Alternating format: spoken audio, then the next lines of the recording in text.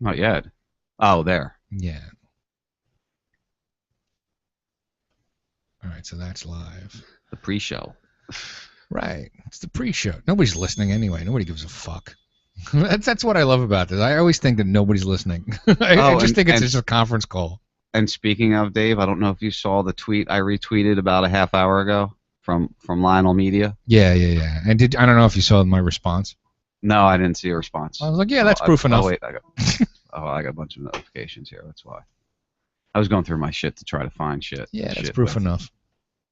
Which was no proof at all. But whatever. Let's not start. We've been doing pretty good. All right. I've been leaving it out. I know. I'm gonna rail it at you 1 week with it though. No, we've done it already, man. We've done it already. It was great when I was down at your place and we really didn't talk about it at all. Except for the fact that they actually did it while you were here this time. Thank God. Actually, I would have had like 12 times of it down there finally one day. Because it's, it's numerically impossible for that to happen, but it did. Oh, Nathan Ryan's going to join us in the third hour to talk about Comic-Con. Oh, great. I figured we don't have to talk that much, and I'll let Lexi run that interview. So. Yeah, they're thinking about doing a show together. Yeah, they're trying to get a show together, so. Right, honey? Yeah, but it won't be about Comic-Con because I don't know anything about it. He was there today, and he was going to do it on Shifty, and then Shifty cut out early, which I don't understand why, but... Oh, Tony. Don't let me forget about Tony Sparks and his little comment. What about you being a hypocrite? Yeah. Okay. Your mic's on, by the way. Oh. How do you spell peninsula? P-E-N... I was just going to say, how do you spell hypocrite? H-Y. Peninsula. I don't know. I'm not the one you want to ask that to. Oh, shit. I did it. I know. I was going to tell you to drink. We're playing the home game. The home version. Hey, is Shifty disconnected yet? Fuck do I know. Because I was at Ben's house earlier, right? I was like, let's do the 4-minute fight. I heard. Let's do the 4-minute fight. Why you guys got to involve me in that shit? Because I'm involved in both ends of it. I'm the guy saying, let's go 4 minutes over, and I'm the guy that gets fucked over 4 minutes the next time. And none of them are your shows. Hold on. Yeah, he's still on. What do you mean none of them are my shows? Well, none of them you're the show host of, that you have to deal with, running everything and dealing with, wanting to be on time. Yeah.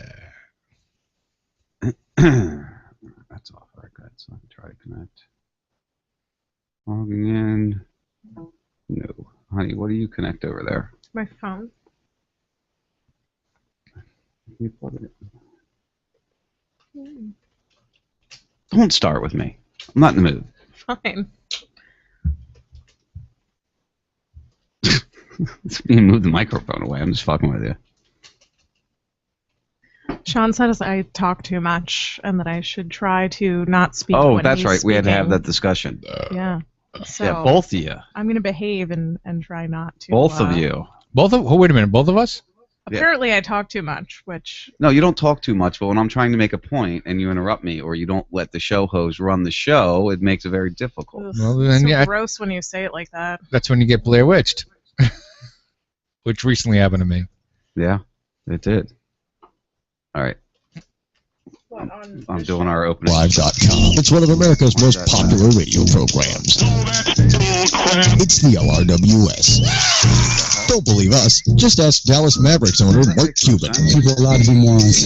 They're allowed to be stupid. They're allowed to think idiotic thoughts. So during your Friday night plans, make sure that you take Lauren. Is that all right? At 9. Because I can't hear you. 10401. Get off the phone with the wacky prick. That number again is 941-421-0401. You shouldn't be hearing the feedback. It's the LRWS. You suck! Each and every Friday evening. On RazRadioLive.com. Oh, wait a minute.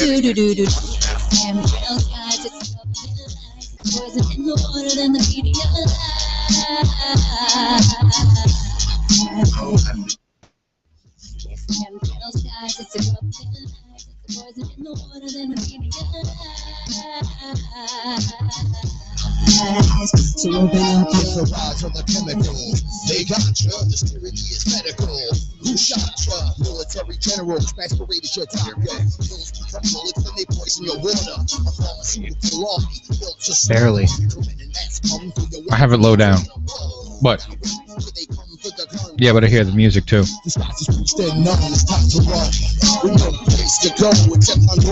With a man called Forto Jones.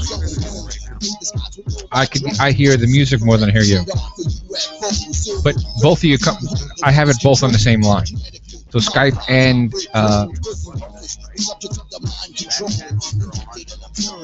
can't hear you. I can't hear you over the music. It's alright. We'll just deal with it.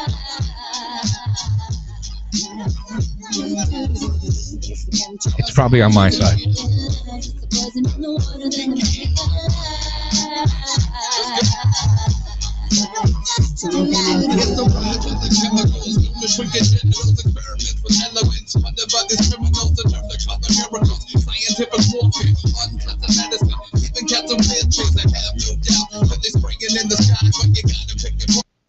All right, you there?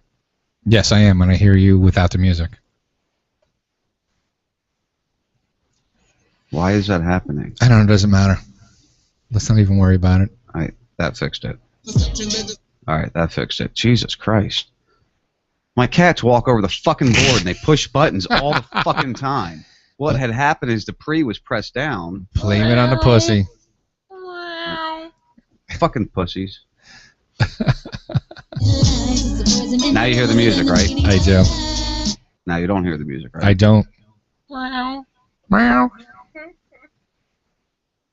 All right. I gotta remember these buttons tonight. It's gonna be very confusing because I had to move shit around. It's all right. Man, it's done. Relax. Deep breaths. It's only 9:02, man. I know. It's not like anybody's listening. Don't worry about it, man. Yeah, you wish. I know. See, but I know the opposite. Right, you actually look to find out who's fucking listening at their address, you NSA motherfucker. All the fun. Close that. I hate the fact that I could see this missing tooth here.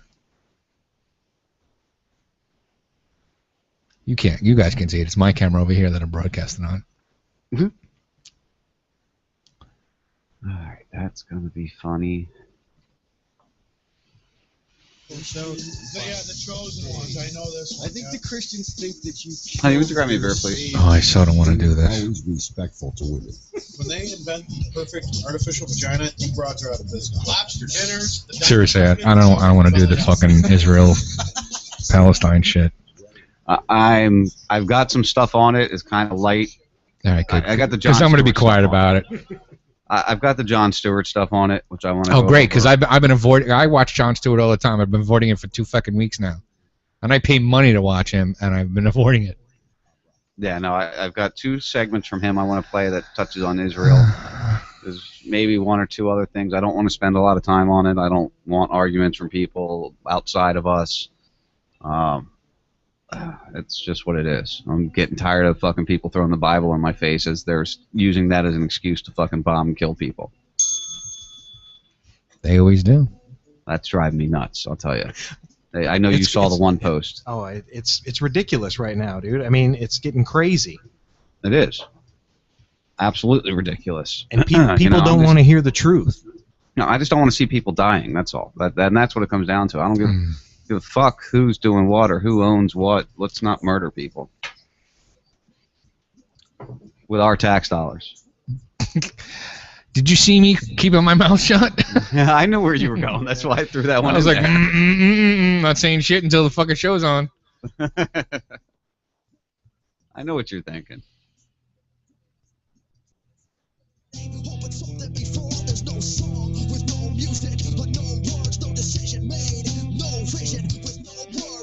I already got 1 viewer, which means you don't have to listen to the long intro. And you get to hear us bullshitting before it starts. You can hear us before the show arguing.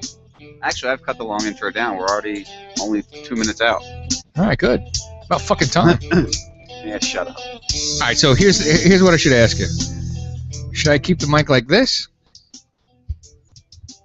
Or like that? Oh, shit. It's well, if you can get it to stand Not still like that. Yeah. Maybe I shouldn't yank it so hard. I heard that before. That's what she said. But see, if I do it like this, then nobody can see me. Well, but I used to do mine the other way too, remember? And you actually get better sound with it inverted like this. All right, so maybe I'll move the camera. Yeah, that would be the thing to do.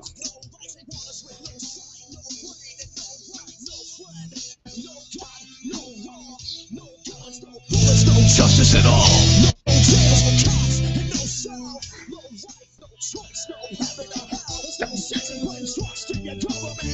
Don't trust him.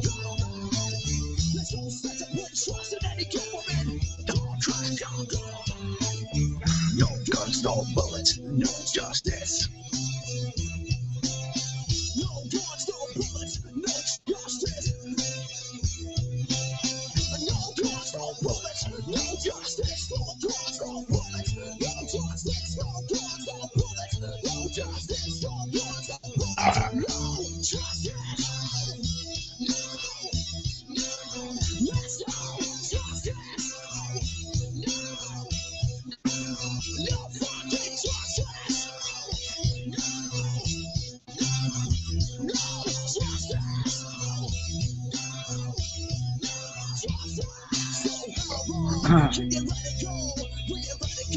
There was no nothing.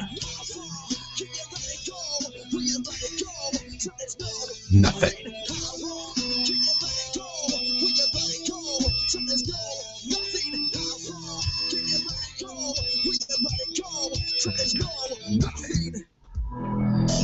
Alright, I'm gonna mute you too. Mic check 1 2 1 2. You're muted. Are you ready for this? It's the first 52. Listen up if you wanna survive the ride. Tune in, the truth might change your life. The simple power of truth. One word, rock the nation. RazRadioLive.com. It's the first 52. Saturday night conspiracy facts. It's the first 52 with your host Sean Raz. The simple power of truth. Join the conversation. RazRadioLive.com. It's the first 52. PIC's in charge. Time to listen up. Real talk mixed with music meant to wake you up. The simple power of truth. Join the conversation. RazRadioLive.com. It's the first 52. That's your opinion. Bring your facts to Dave. He packs the pain. Foretold Jones' name. It's the simple power of truth. Join the conversation. RazRadioLive.com. It's the first 52. Uncensored, uncut, and live. Truth talk with guests that might help you survive. It's the simple power of truth. Join the conversation. See through the lies of the manipulation. First 52. Listen up if you want to survive the ride. Tune in, the truth might save your life. The simple power of truth. One word, rock the nation. RazRadioLive.com. It's the first 52.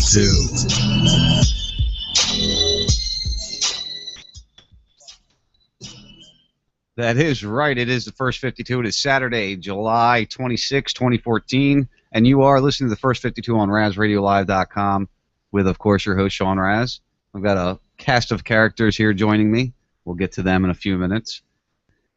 Well, I want to welcome you guys to another week. We all lived through the week. The apocalypse did not happen yet.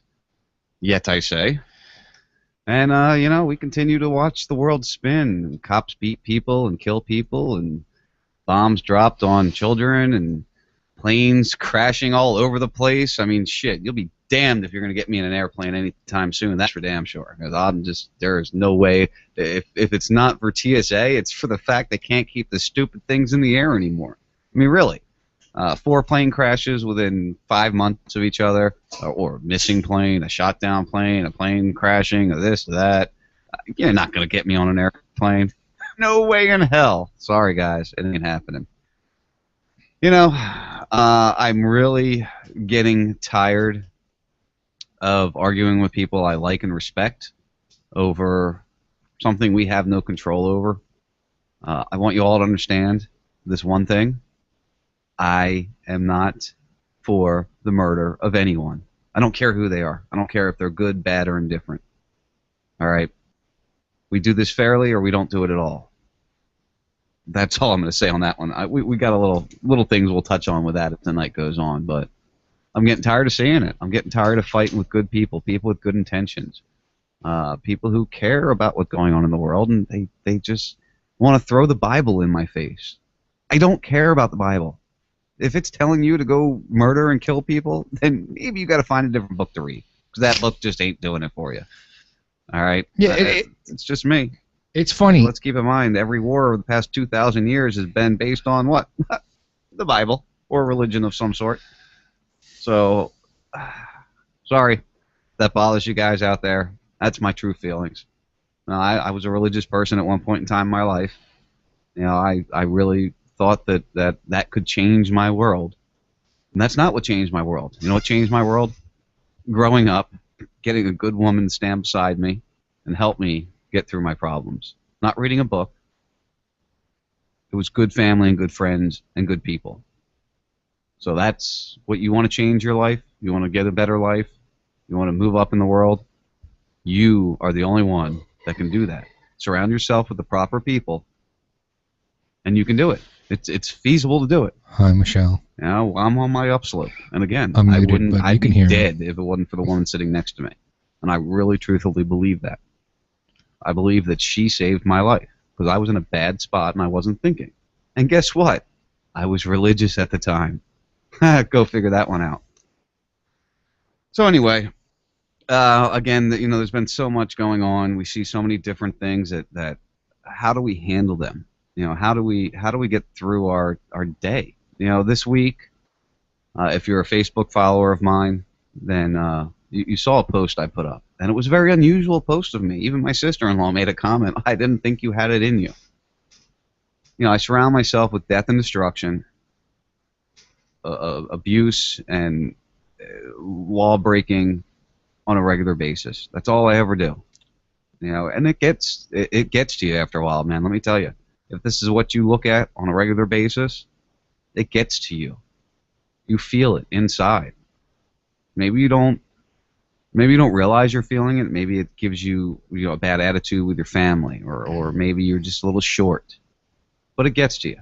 Well, this week there was a video, and obviously there's no audio to it, so I'm not going to try to play you guys anything happy and go lucky here. But there was a video of two twins that were born. And to watch these two twins not realize, and it was labeled, you know, two twins born, they didn't realize they were out of the womb or whatever it was. Just to watch these two children and the embracing they had with each other, it really touched my heart. And it made me feel good. You know, I don't watch many things that make me feel good. I watch a lot of things that anger me, that disgust me. Adam, you know, we could talk over him. But I don't watch things that make me feel good. Because he doesn't have a thought. It was really nice. We could broadcast our own little thing. To have something make an impact on me like that. Something that made me... He's deep in thought. Maybe see some happiness in this crazy-ass world we live in. Here's the deal. He's falling for shit he's watching on TV. It's not often we can see. And if the mainstream media is the one that's fucking you over... So if you haven't seen it, you mean I research? Suggest, you know, if you're having a bad day, or... Why should he be... You're just tired of all this, because I know, you know, all of us. It's here, nice to see that he's especially if you're listening to my non-violent. show. You're somebody who, you know, researches I and looks applaud. into this stuff. So go find that video of the two twins that were just born that are just holding each other. Yeah, that'll make you feel really a little does make nice. an impact on you. Meanwhile, he's the one paying without for further it. ado, let's bring in some other people. Honey, my beautiful wife sitting to my right. Good evening. How you doing, babe? Very well. How are you? Good. How was your week? Lovely. Lovely. I know it's been a hectic week. Oh yeah. Yep. Just a little bit. Don't I'll tighten up on me over there. No, it was great. Thank you very much. Good. I'm glad. And of course, way far off in the distance, we have a man with only 4 toes. 9 toes. 9 toes. I'm sorry. That's right. Well, actually, would it be 7 toes? Because is the big toe considered a toe? Fuck, I don't know. Look, I got 4 toes on 1 foot. That's why they call me 4-Toe Jones. How you doing, Dave? Pretty good. How you doing, man? Good. How was your week? Same as usual, man. Just sitting here doing nothing. That's what a lovely life you live. You know what? I can't complain, but honestly, it's boring. It really is. Just think about, seriously, thinking about having to just sit around in your house, do nothing, because you have no money to do anything. All my shit's paid for. I can't complain. I've got 2 vehicles. I live in a condo on the fucking, on a canal. I can go outside and see the manatee or dolphins, or there's a fucking alligator in there now. I could, things could be much worse. Yeah, that is very true. I mean, anybody's life could be much worse than it already is, or where it sits. And that kind of goes along with what the monologue there in the beginning. We live every day. We do what we do, and we wake up the next day to do it again. And I really think that's a great thing to be able to just do that. Just to wake up every day gives you an advantage on thousands of people that didn't have that luxury that next day. Yeah, well, again, I could talk shit about my life, but the fact is, I don't have to worry about a goddamn thing. Because I do that show with Scott, Dangerous Conversation. I do it because I want to. I don't do it because I get paid. I don't have to do it. I do it because I want to. And most people should actually be in this position where they do things because they want to, not because they have to, not because they do it to make money. They do it because they want to. And that is, I'm not shitting you, that is the epitome of freedom right there. I do things because I want to. Right, and that's why we do this. We don't have to do this every Saturday night. It's even worse for you because I do things for free. You pay to do it. Yeah, no kidding, right? Right. I enjoy doing it, and it can be a stress reliever. At least that's what this started out to be. I think the more deeper into it I get, it's becoming less and less stress relieving because I'm digging deeper into things than I did before. So that makes it a little more difficult. Sorry, I'm trying to fix Lexi's e-cigarette as we're sitting here. Put it on too tight, honey. Oh, sorry. And then that's what happens. Shit, I got derailed there. Yeah, we all do this because we want to, and it is meant to be a stress reliever. Go ahead. No. I was just pointing. I'm never mind. Keep going. No, I thought you had something. No. I was playing on my feed. I was actually. You can't see it, but I'm pointing out Adam on my feed because I'm a secret man. Most people don't know this, but I'm broadcasting my side of it. Never mind. Let's keep going. Well, anyway, yeah. So it's a lot of fun. That's why we do it. It can be stressful. Speaking of Scott Ledger and Dangerous Conversation, don't forget his Kickstarter. We want to get that, over the top. What do we have? 20-something days left, I believe. No, it's August 11th, I think, which is less than 20 days probably. Because next Friday is the first, right? I can't do math. I can't do math that fast. Yeah, it's like 2 weeks away. So make sure you guys go Kickstarter, Dangerous Conversation. 20 people need to put $100 up, or 40 people need to do 50, or 80 people could do $25. I did 50 myself, and I'm broke. But you get a fucking shirt. I've been waiting for a fucking shirt for 2.5 years. I know, right? No kidding. Put the money up, goddammit. And here's the fucking thing: is we can't even talk about it on another show. Yeah, that's a bummer. That's why we're trying to keep it going on this end. Yeah. So make sure jump in there if you haven't yet and give a few, whatever you can give. Scott's our friend. He's one of my mentors. He's one of the guys that helped Raz Radio come around. We wouldn't be here if it wasn't for him. Yeah, I agree 100%. 100%. So get there, help the guy out as much as you can, do what you can. So anyway, let's get to some topics, and let's just dive right into the main one that causes all the issues. And Jake, that was a great comment. Yeah. Let me read that. Did you see that? It was. I'm actually replying to him right now. Too many of us live to work rather than work to live. And Jake, you hit the nail on the head with that one, brother. I gotta say. That's very true. And unfortunately, we're forced into that, though. That's what they want us to do. They want us to work to live, not live to work. Right, exactly. They want us to work, pay taxes, and die. And that's it. We are nothing but tax cattle or tax livestock for the people that are in power. That's all we are. You cannot escape from the excuse me. You cannot escape from the cage you cannot see. I love that quote. It's from a video I play every once in a while on Doc Days. It's like a 10-minute segment going through the human cattle, and it relates back to Animal Farm by what's his name? George Orwell. George Orwell. He wrote a great book. It's called Animal Farm. He was the same guy that did 1984. And Animal Farm is basically talking about how humans are being turned into cattle to produce, income. Yeah, that's all they are. That's all we are. Look. To the elite, that is all we are. Well, I can go on and on about, from a birth certificate to a driver's license to Social Security, all we are bonds. We are promissory notes. All right, so the state we live in, Florida, right? In order for them to get something going, let's just say the high-speed railroad, right? They have to sell bonds to make money to get these things done. What is that in the background there? Is that the cat? That's Sonny. Okay. I don't know what the hell that was. Anyway, so all right, so Florida, the state of Florida sells bonds, which they pay back at interest. But anyway, they sell bonds to let's just say create a high-speed railroad from Tampa to Orlando to Miami, right? And what they do is they sell bonds on the fact that there are 17 million people living in the state of Florida, and they pay taxes in this state. And so they are betting on the fact that you're going to pay taxes and pay this bond back at interest.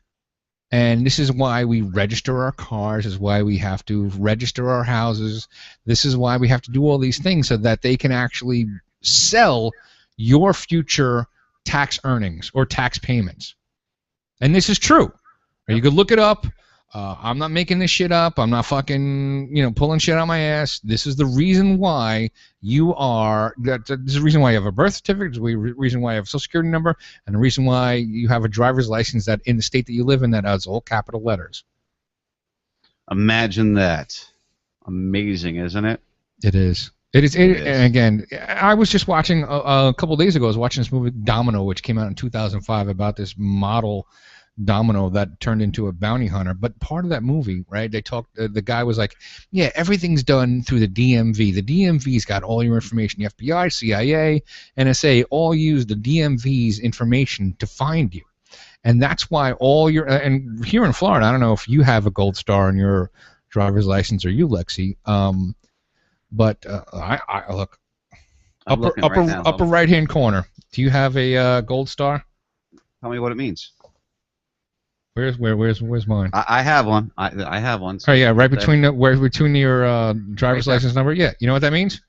No, what's that mean? You are real ID compliant, motherfucker. Remember, remember you had to go with your birth certificate and your favorite ice cream, your shoe size, and your preference of religion, whatever. You are now real. So they got more information on you on the last couple of years than they've ever gotten from you. I don't know. So you don't have a concealed weapons permit yet, right? No, I don't have that. No. All right. So here's my concealed weapons permit. Guess what it doesn't have on there? A star. It doesn't have my. It doesn't even have my fucking address. I can't pull it out right now, but I still have my. Oh yeah, there we go. I still have my military ID. Does not have my address. This is why I'll put this on my streaming thing. Does not have my address. I will hold this up for you, Dave. This is my old military ID, and you'll notice right there. Yeah. You see that little chip? Oh, it's an RFID chip. Imagine that. So they have everything on me, my friend. Yeah. Well, here's the thing. You gotta stop thinking that RFID is bad, because it's very low power, very low range.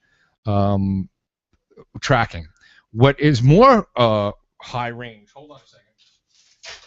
As he's moving around his house, which I agree with him, but when they're turning everything into a monitoring station. See this right here? Yeah, I feel this is a Droid phone, right? This is an old Droid phone, right? Which doesn't track very well. This I paid good money for. I paid good money. You see how the keyboard's all fucked up? I paid good money for this, yet this has GPS and microphone and all kinds of shit.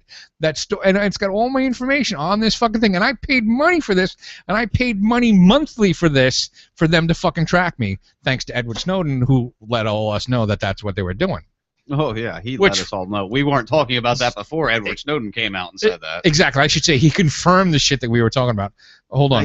He confirmed what the bad people want us to know. I don't trust him still. Go ahead. What was that? Well, I was just going to say to my friend behind me, see this picture right here? See all these hot chicks? See that one guy right there? Yes, sir. Yeah, he's gay. And he's got 5 hot chicks around him. I'm like, I got to hang out with that guy more often. Oh, the gay guys always have the hot girls around. I know. Come on now. That's why I always had gay friends in the past, because you'd always find cool girls with them. So anyway, I want to move on to some things here. The first thing I want to go over is some Israel stuff. I want to hear what Jon Stewart had to say this week about what's going on over there. Really? So let's because bring him up he first. is very. Hold on.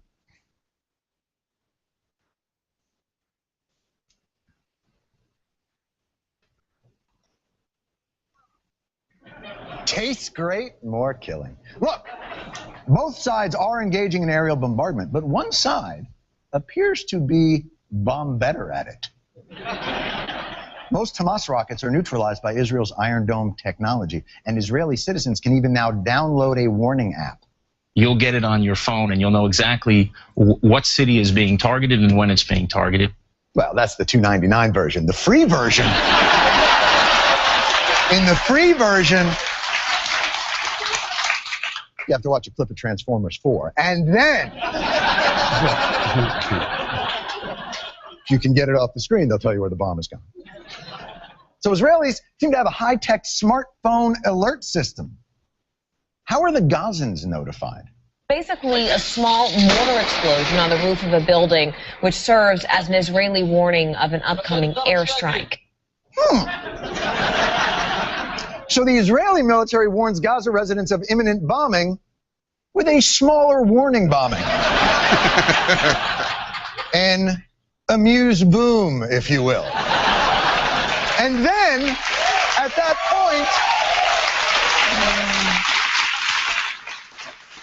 point, what are Gazans supposed to do? The Israeli military telephoned the neighbor to warn them to evacuate, but they only had 3 minutes. Evacuate to where? Have you seen Gaza? It's this. Israel blocked this border. Egypt blocked this border. Were they supposed to swim for it? Perhaps nothing sums up the asymmetrical nature of this conflict more than a quick check-in with the correspondents assigned to the respective beats. Tonight we have the view from the ground on both sides, starting with Martin Fletcher in Tel Aviv. Look at this. The Gaza reporter looks like an extra from the Hurt Locker, while the reporter in Israel looks like he's going to bang out his stand-up and then head to a Jimmy Buffett concert. They're a living political cartoon for the war in the Middle East. That's so true. The world has gone mad. That is so true. And that's part of the stance I take, with this whole thing is, where are they supposed to go? You want us to evacuate to where? You won't let us cross this border. They won't let us cross this border. We got water behind us. Where do we go? Which is blockaded, don't forget. So where do they go? So I can't argue with his stance on it. And this is coming from a fellow Jew. I know this is something you try not to put yourself into, and I get that. Not my fight, not my problem. I know, I get that. Which leads me to another thing where I'm an open border kind of guy, right? Mm-hmm. All right. So here's the thing. All right, if you guys have a fucking problem where you're at, then come here. We'll protect you here. Right, so that's kind of what I'm thinking. Is like, let's open the borders for people to come here and make their own way. I'm not into giving them fucking money for this or money for maybe a little stipend, or maybe maybe some of us that have a little bit of extra money, we could donate to them and have them spend a little time. Well, doesn't Switzerland? Don't you have to have like $250,000 in the bank? There are a lot of countries. You have to have a business you're coming with, and you have to have a plan of how you're going to survive in that country when you get there. Right. That's why nobody's emigrating to Switzerland. because they don't want people immigrating there. Right, it's not easy. But here in this country, you know, the founding fathers realized that people need a refuge. They need a place to go from tyranny, and that's why the Statue of Liberty says, "Give me your tired, your poor, your huddled masses," because those are the fuckers that are beaten up, and they're like, "All right, I got no place else to go. Let's go here, and let's make something of this." And this is what has happened from 1789 or 1787 until 1913, when the fucking Federal Reserve and the 16th Amendment, which said you could tax us. Well, it actually said you could tax business, and then they turned it into this taxing of the people from that point. Right. That's income tax is supposed to be towards the business, not towards the person. Let's just say 1913. All right. Are you holding a syringe? What are you doing over there? Because I have a whole bunch of shit here that I kind of like grab. Like I got this. A syringe is one of them. It's not. It's really a syringe. This. You could see this. There's nothing there. This actually is a psilocybin syringe. I used this to grow and ruin 5 cakes just recently, which I could talk about because now I don't have them. There's nothing there. Right. All right. Well, you can't prove shit. So we've heard. Except that it's right out there. we've heard John's stance on this. You know, I've had my stance that I've held very strong for the past couple of weeks, and I've taken a lot of heat. I've taken a lot of shit from people. I've had people unfriend me on Facebook even before all this started, just based on an interview I did, which is a sin that people can be so close-minded that they can just totally blow you off because of one issue that they just happen to not agree with. But that's their right to do that, and I stand by that right to be like that. But we see what happens when you mention Israel, or you stand, on the opposite side of what Israel might stand for, or what that whole region might want to have happen. Look, here's the deal. All right, Israel has so much armament, so much shit, so much military backing from us. And I'll put myself in this because I paid taxes for 40 years of my life, or 30 years of my life. We paid for that shit. Like I said, in many posts, they ain't using AKs. They're using M16s. They ain't using fucking missiles that they got from Russia. They're using American-made missiles. They could wipe out Palestine in an afternoon. Remember, all you got to do is Google the 6-Day War. They fucking kick ass in 6 fucking days. There's a joke that goes along with that too. How did the Jews win the war in 6 days? The equipment was rented. Well, don't forget also during the 6-Day War there was an event, and people get pissed off when I bring this up all the time. The whole reason I bring it up is because it shows how nations try to use false flags, and how they try to use a false flag back during the 6-Day War, which was the attack of the USS Liberty. If you don't know what the USS Liberty is, it's a American warship that was in what's that body of water right there? The Strait of Hormuz. The Strait of Hormuz, and it was in international waters, and it was attacked by Israeli. Right, and none of that could be proven. It all can be proven. It's been. There's documentaries. I play it regularly on the station. The point of that was just to show that they use false flag just as much. Just like, we've sent money to Hamas.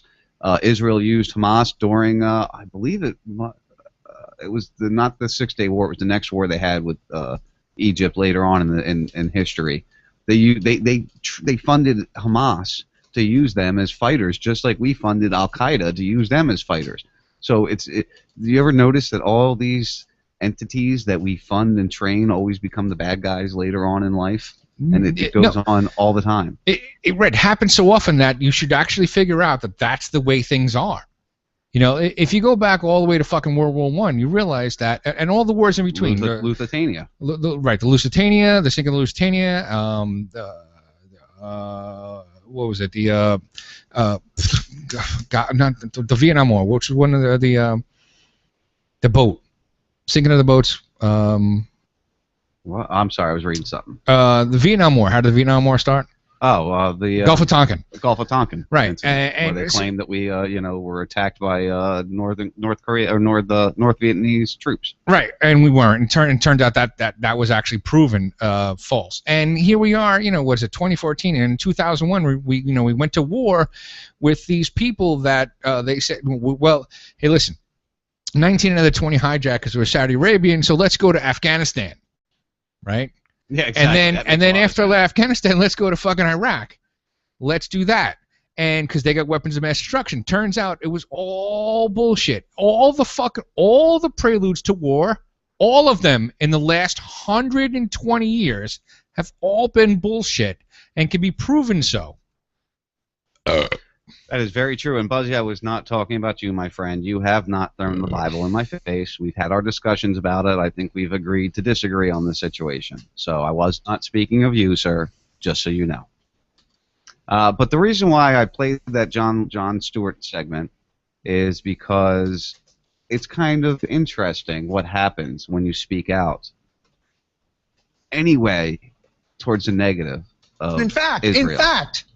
we'll start tonight in the Middle East, where Israel... What? Israel isn't supposed to defend itself? Oh, yeah, if Mexico bombed Texas, will we exercise... What, are they being held to the same standard as people that want to destroy our terrorists? 4,000 years the only democracy in the Middle East, you self-hating Jew?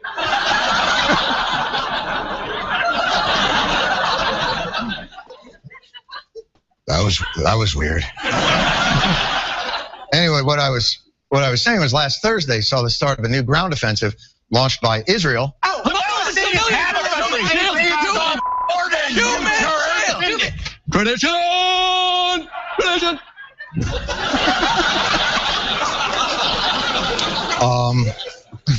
Holy.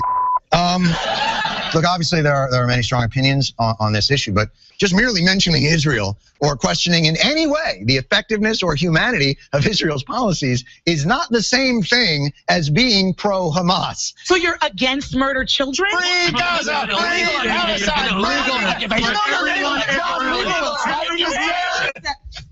The Zionist egg! You know what? Why don't we just talk about something lighter, like Ukraine? Yeah, I'm good with that. So you get the point I'm trying to elaborate here. God forbid you speak out, you're going to be torn apart. People are going to jump on you and attack you. But it's really funny that there's a lot of Israelis, there's a lot of Jewish folk that are protesting this. There's 50 plus Israelis reservists that are refusing to be called up to duty because they won't go do this. That's not reported in the news. That's not something you see on mainstream. And that's if you can buy into that shit. All right. Let me ask you this, Sean. Ask me this, Dave. When you see something on mainstream media, especially all three channels, let's just say, let's just pretend for a minute that Fox News is the extreme right, MSNBC is the extreme left, and CNN is the middle, right? Which we all let's just pretend. Okay, that's a pretend world you're building there, Dave. Okay, but I love that. You got to bring that every time. When all three channels are talking about the same shit, what does that tell you? That they're getting their talking orders from the people that write them. Okay, so this past couple weeks, what have you seen? Well, all the media outlets, not just the three major ones or the three ones that people give a shit about. Everyone, your local fucking channel 12 or me here, it's 9. I don't remember what channel it is down there. They're all talking about the same shit. All right. Sure. So when I see somebody talking about, when everybody's talking about the same shit, immediately there's a flag that goes off in my head. It's like, okay, here's the narrative. Okay, and this is what they're pushing, and that's why I don't believe any of this shit, and that's why I don't care about any of this shit. And not my fight, not my problem. And I get that, and it makes a lot of sense. Because here's the thing. But again, the biggest thing, Dave, is that again, it's not your fight, it's not your problem. I understand that. I understand you're evading taxes as much as feasibly possible. It's not. Okay. It's our money though that's going there. We give money constantly to anybody and everybody that we can, except for the people within our own borders that need it and could use it. Do you think this is the only country that slaughtering is happening in? No, not at There's all. But Yemen. We're fucking picking out people. I mean, fucking for crying out loud, I shouldn't say we. The American government killed 3 United States citizens over there without due process. But nobody's really fucking getting all. You and I know this, and we're all twisted about it. But the mainstream media doesn't catch on to that shit. So whenever I see the mainstream media catching on to shit, they're pushing an agenda. And because remember, there's nothing there either for us. There really is nothing there. The diamond business has already got their stranglehold down in the African region. Genocide is happening all over the planet. Why is it this one particular area that we got to worry about? It's to take your eye off the prize. Okay, right. There's shit happening that you don't know about, right? And I talked about this on Dangerous Conversation. The BRICS nations, the BRICS, BRICS, Brazil, Russia, India, China, South Africa, they've put together a bank that's funded by $100 billion that is taking on the IMF and the World Bank.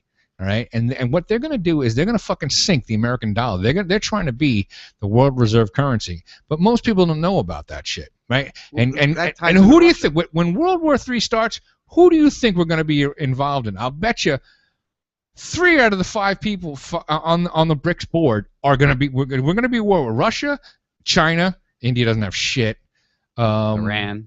Well, no, it's Iran. BRIC is Brazil. Brazil don't have shit. Brazil, Russia, India. India don't have shit. China and South Africa. They don't have. The only 2 in there is Russia and China. That's who we're going to go to war with. And who are their friends? Iran, Syria. Which ties us into what's going on in Egypt, because they're all that whole region. I was reading about. I'll have to pull it up during the break. There's an article that's out there. It's not even an article. It's a website for an Israeli company that is a oil finding company. Well, why do they want all that territory that they've been taking back for the past 50 years? Because there's a shit ton of oil under there, and they can become their own oil-enriched, stable country by getting that land and being able to drill to it and keeping it from those other, the other people there. So it all does tie together. What's Syria's big thing? Well, the pipeline that can dump right there into the water, into the what's waterway there? Jesus Christ, I can't think of waterways tonight. Where Syria is right there. There's a major port that they want for a pipeline to go to. That's why they've been trying to get effing Syria forever. That's all they need to finish it. If that was the case, then we'd have them, right? They tried, though, and we fought. That was the one thing, and Jack Blood really touts this one good. They wanted to go to war with Syria last year when everything was going on. Yeah, they tried to blame chemical weapons in Damascus on Syrian government. It wasn't the Syrian government. If they wanted to go to war with Syria, we'd be at war with Syria. All right, seriously, there's too much opposition to it. It's just smoke and mirrors. Trust me on this one, all right? What's happening here is that the United States government is picking fights with everyone, all right, because they think they're the world leaders, right? This country and Congress, they think that we can actually affect everybody's problems all over the globe. Well, we do. We usually cause most of them. We affect them very well. Right, exactly. We cause the problem, and then we say, oh, shit, there's a problem, and here's how we're going to fix it with your money, meaning yours and my money. What do we call that again? I think it's called the Hegelian dialectic. Yeah. Or problem, reaction, solution. I never remember that, but that's awesome. It's problem, reaction, solution. You cause a problem. Look, you could even go back and look into what happened in Boston in the early 1900s, right? There was, all these immigrants came to Boston, and then there was this group of people that got together, and they said, listen, we want protection money from you, from the businesses there. And they're like, we're not going to give you protection money. And then what they did was they hired people to go in and fuck with these businesses, and fuck them up and beat them up and take their money. And that way the savior went back over there and said, the mafia, and it was like, all right, we'll protect you. You pay us money every month and we'll protect you. Meanwhile, they were the ones that caused the problem in the beginning. And this is exactly what goes on with the governments across the globe. Well, Nobody seems to fucking realize that. We put it down as the Hegelian dialectic. We say problem, reaction, solution. But I think everybody understands how it really works. It isn't problem, reaction, solution. It's solution cause the problem to get the reaction to get to your solution. So they have the solution well before any of it starts to begin with. And that's one of the most important things people need to understand. They have the solution prior to the event. They know what they want. Let's go to 9/11. The PNAC, Project for a New American Century. What did they call for? A new event greater than Pearl Harbor to push them into the next level of their movement. I don't have it sitting in front of me, but you get the idea. They had the problem that they needed, or they had the solution that they wanted. They needed to create a problem, which was a new Pearl Harbor, a new event greater than Pearl Harbor, to initiate the process to get to the solution they wanted, which is the police state we're living in, which is the militarization of the police. It's getting TSA in there. It's getting the body scanners in there. It's getting the Patriot Act. It's putting all your smartphones being completely monitored. Try to download an app and download an app that doesn't need access to your GPS, that doesn't need access to your phone, your camera, that doesn't need access to your contacts. It's impossible. On Shannon's show a couple months ago, we talked about the emergency warning systems within the phones. Well, if you have an Android phone, now iPhones are a little different because they don't give you the option to not turn something off you can't turn off anyway. But if you go into your phone, all right, and do this with me, folks, go to your messages if you have an Android phone. When you go to your messages, hit the menu button.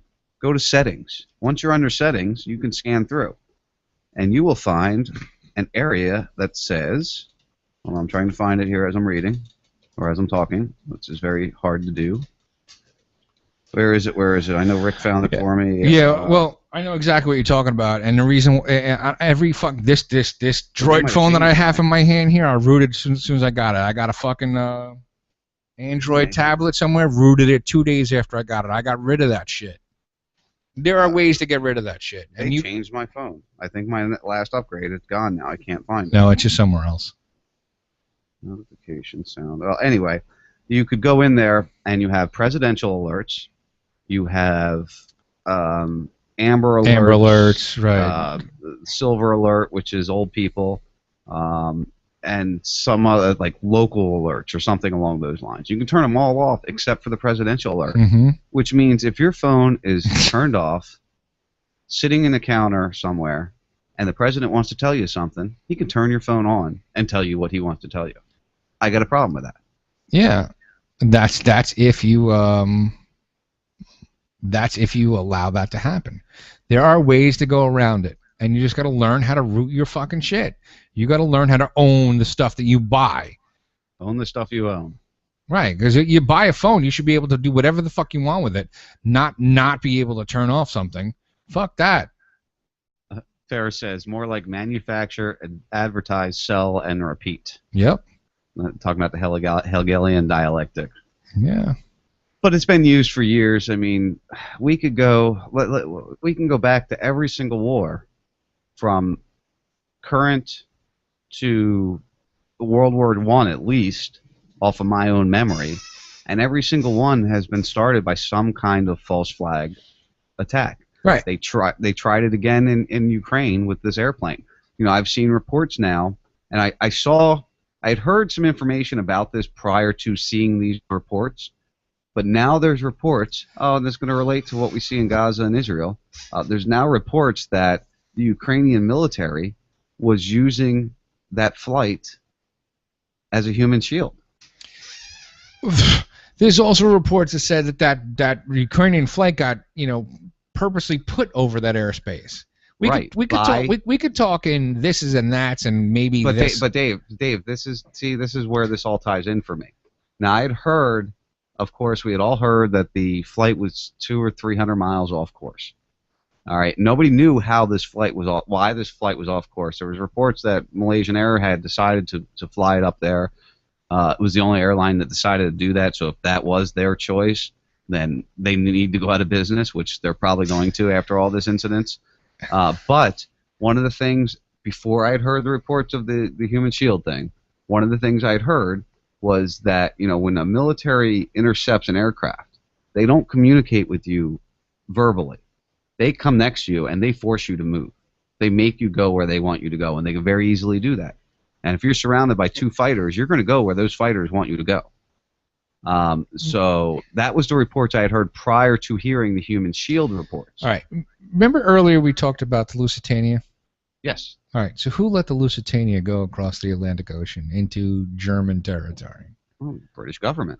The government. Let's just say the government, whoever it happens to be. Let's just After say, warnings were put out Right. by the German government not to go out. Exactly. Right. Somebody even put an ad in the paper that said, "Don't do this. Don't go on this flight, or don't go on this trip." But so does it sound similar? All right. So this day and age, now there's a plane that went over an area that they shouldn't have gone over.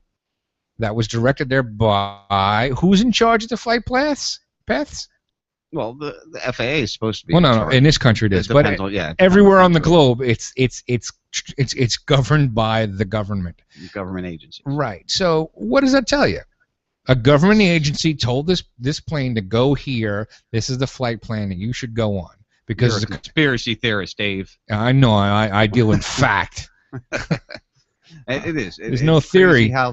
It's crazy how they work this stuff out to make it such a a contrived thing that people just buy into because we have mainstream telling us what to think. Right, exactly. Especially the day after the flight went down, or not even a day after, within 12 hours they said it was taken down by a fucking missile, right? And the American government, with no fucking facts or evidence whatsoever, they said this is what happened, right? Last week when Silent Bob was here, right? While we were talking about this, I actually pulled up that FlightAware or whatever that fucking program is, right? FlightRad.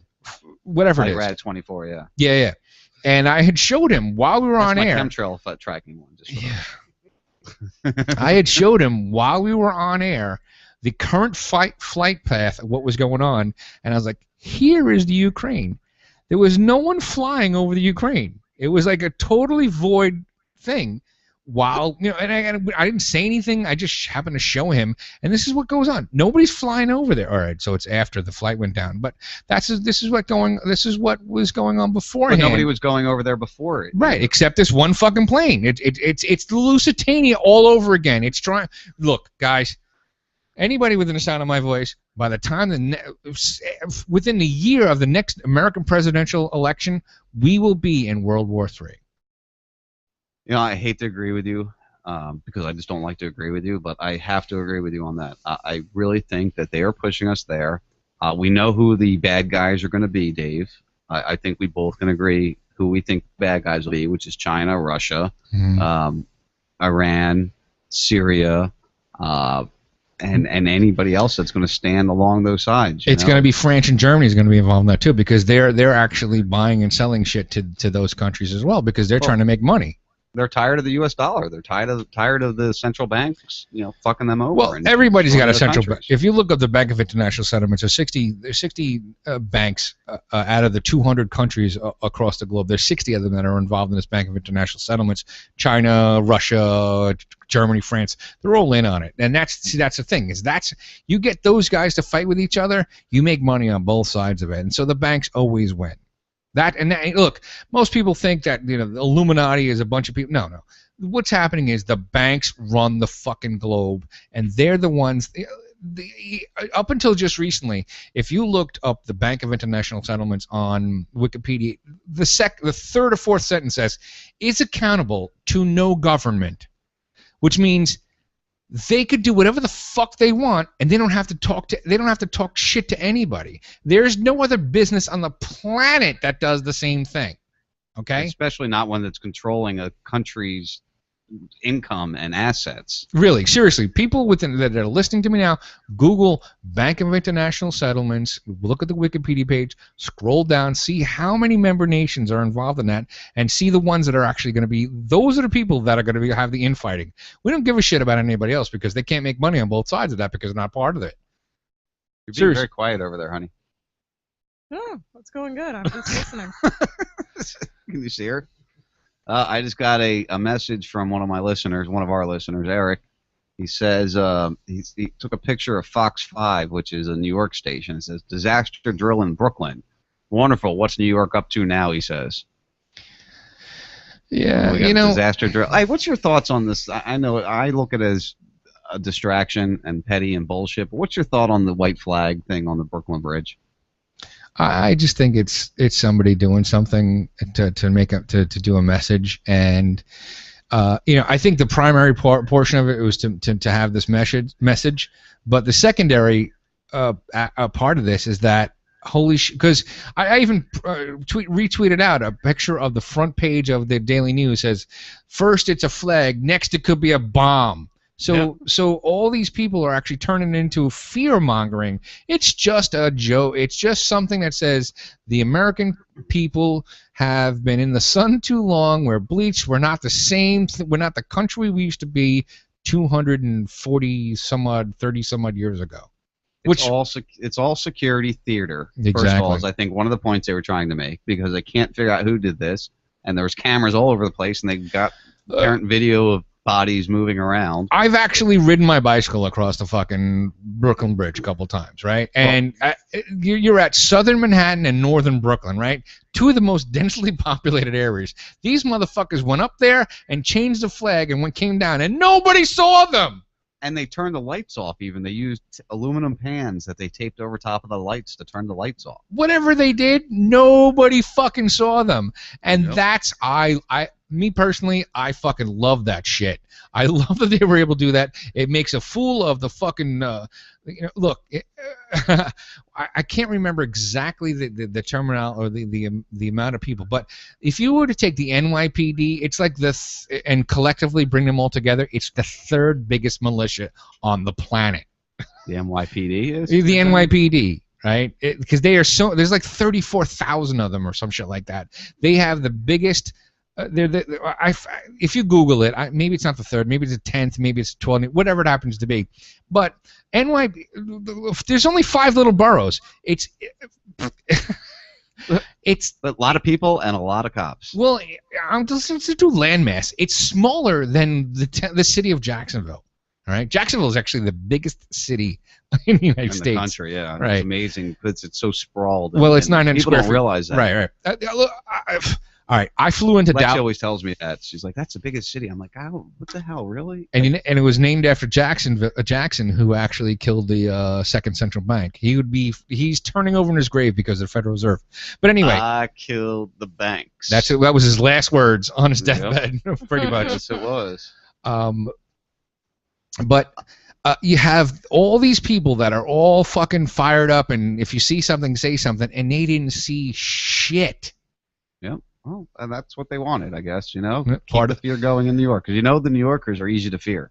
Oh, well, having lived there and dealt with some shit, yeah.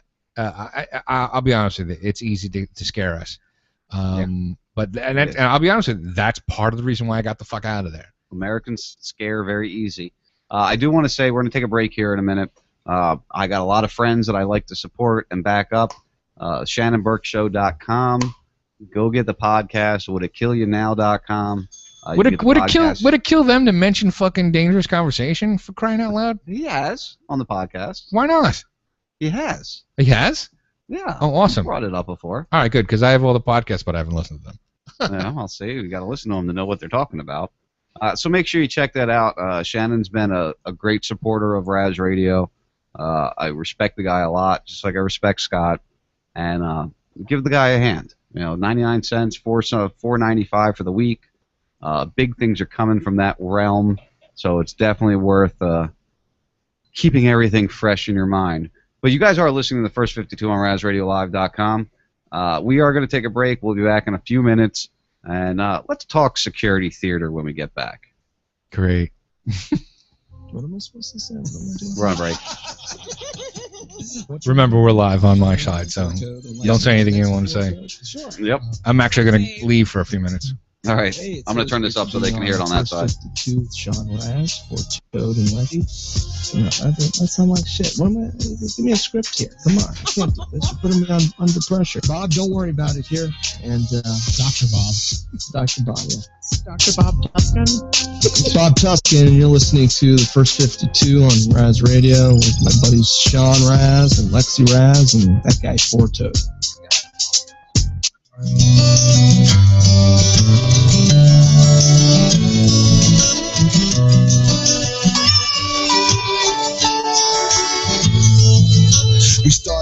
cool, just wasting time. Partying on the weekends behind neon signs, throwing darts, playing pong, and hustling pool games, dancing as the jukebox DJ at a band played our favorite songs. Then I'd wake up in the morning on my neighbor's lawn and notice you'd be gone. I searched for you in the bottom of a bottle. Cause of you I lost my job down to my last few dollars. So you're hard to swallow, pun intended. I guess I love the taste from you since the beginning. Many times I tried to end it, but I just couldn't give up. Upon the title to my pickup, hoping you pick me up, but you let me down like you always did. I finally asked for help from my family and friends. You caused a lot of pain, grief, and mayhem. Now I'm 11 steps away in a 12-step program. Every time I pass them neon signs, it takes me back and you cross my mind thinking, I don't know how long I'll make it out here on my own, cause I've been gone for way too long from the comfort of your arms, and I don't know that I'll ever feel the way you make me feel now that you're gone. Well, I'll make it on my own. I check in from time to time and tell my exes I miss them. Melanie got married to a man that hits her. Stephanie turned stripper. Angie became an addict. Turned tricks in the alley to support her habits. Ain't got nothing on Sally. Sally's got 5 kids. 5 baby daddies. She's tatted to her eyelids. Can't tell her what high is, what a meth lab fire is. She blew her whole house up and lost all 5 kids. 3 to the state, 2 to the morgue. Patricia became a preacher, gave her life to the Lord, but she still don't approve of my bad ways. Never forgive me for the music or the things I say. Guess it's apparent she ain't following Jesus. Jesus never judge a priest of false as they teach us. How they expect to reach us with the life they living. You only find them in the bleachers when their team is winning. Meanwhile, we stay believers when evil defeats us. Left to find a way home on our own, singing, I don't know how long I'll make it out here on my own, cause I've been gone for way too long from the comfort of your arms, and I moved on since you walked out, and I get up when I fall down on my own. I'll make it on my own. Sometimes it gets tough, and I just wanna give up, but I just do the best I can. I'll just take what I'm given and keep on living, 'cause that's the measure of a man. I don't know how long I'll make it out here on my own, 'cause I've been gone for way too long from the comfort of your arms, and I don't know that I'll ever feel the way you make me feel now that you're gone.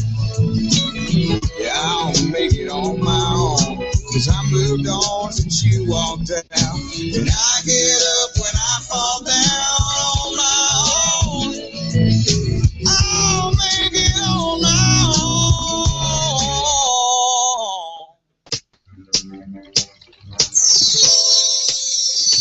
What's up, Raz Radio fam? It's your man Wayne in Baltimore, and I'm doing my thing live on Saturdays from 1 p.m. to 3 p.m. Eastern Standard Time when I bring you the Chocolate Drop on RazRadioLive.com. Join us as we play music, talk sports, politics, and whatever's going on in the news. And chances are you might learn something. Chances are you won't. So join me and Joe from Maine on Saturdays from 1 p.m. to 3 p.m. Eastern Standard Time on RazRadioLive.com. Oh, and by the way, no devil music.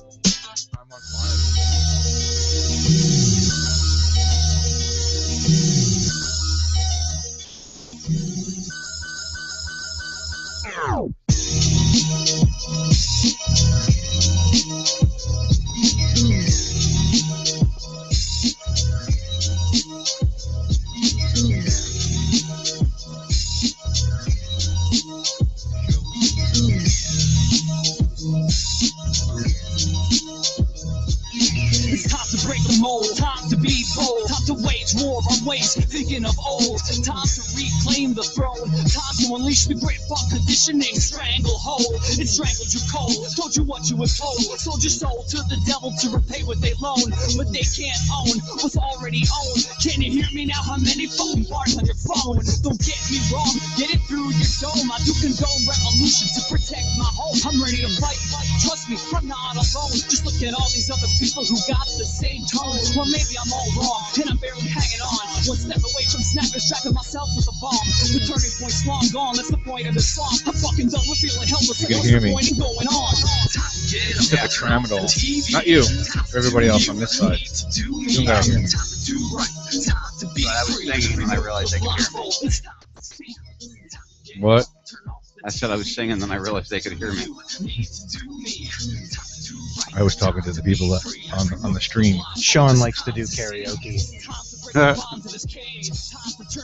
He's probably good at it too.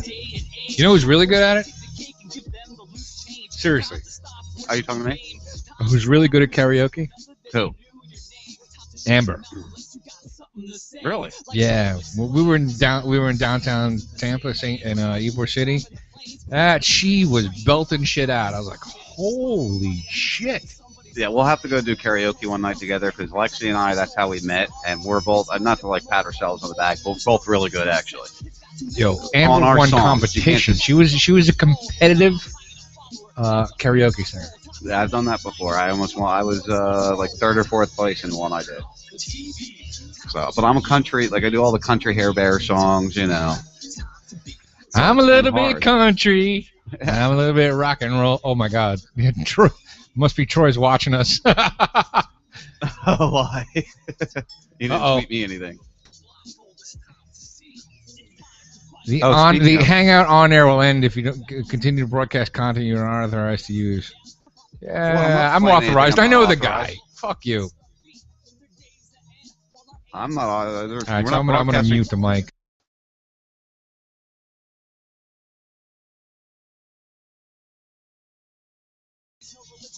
Well, that was quick. Yeah. We're going to be going back here in a sec. I'm going to mute you for a minute.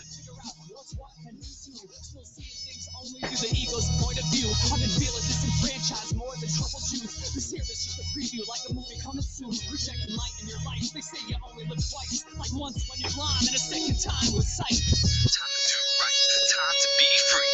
Remove the blindfold. It's time to see.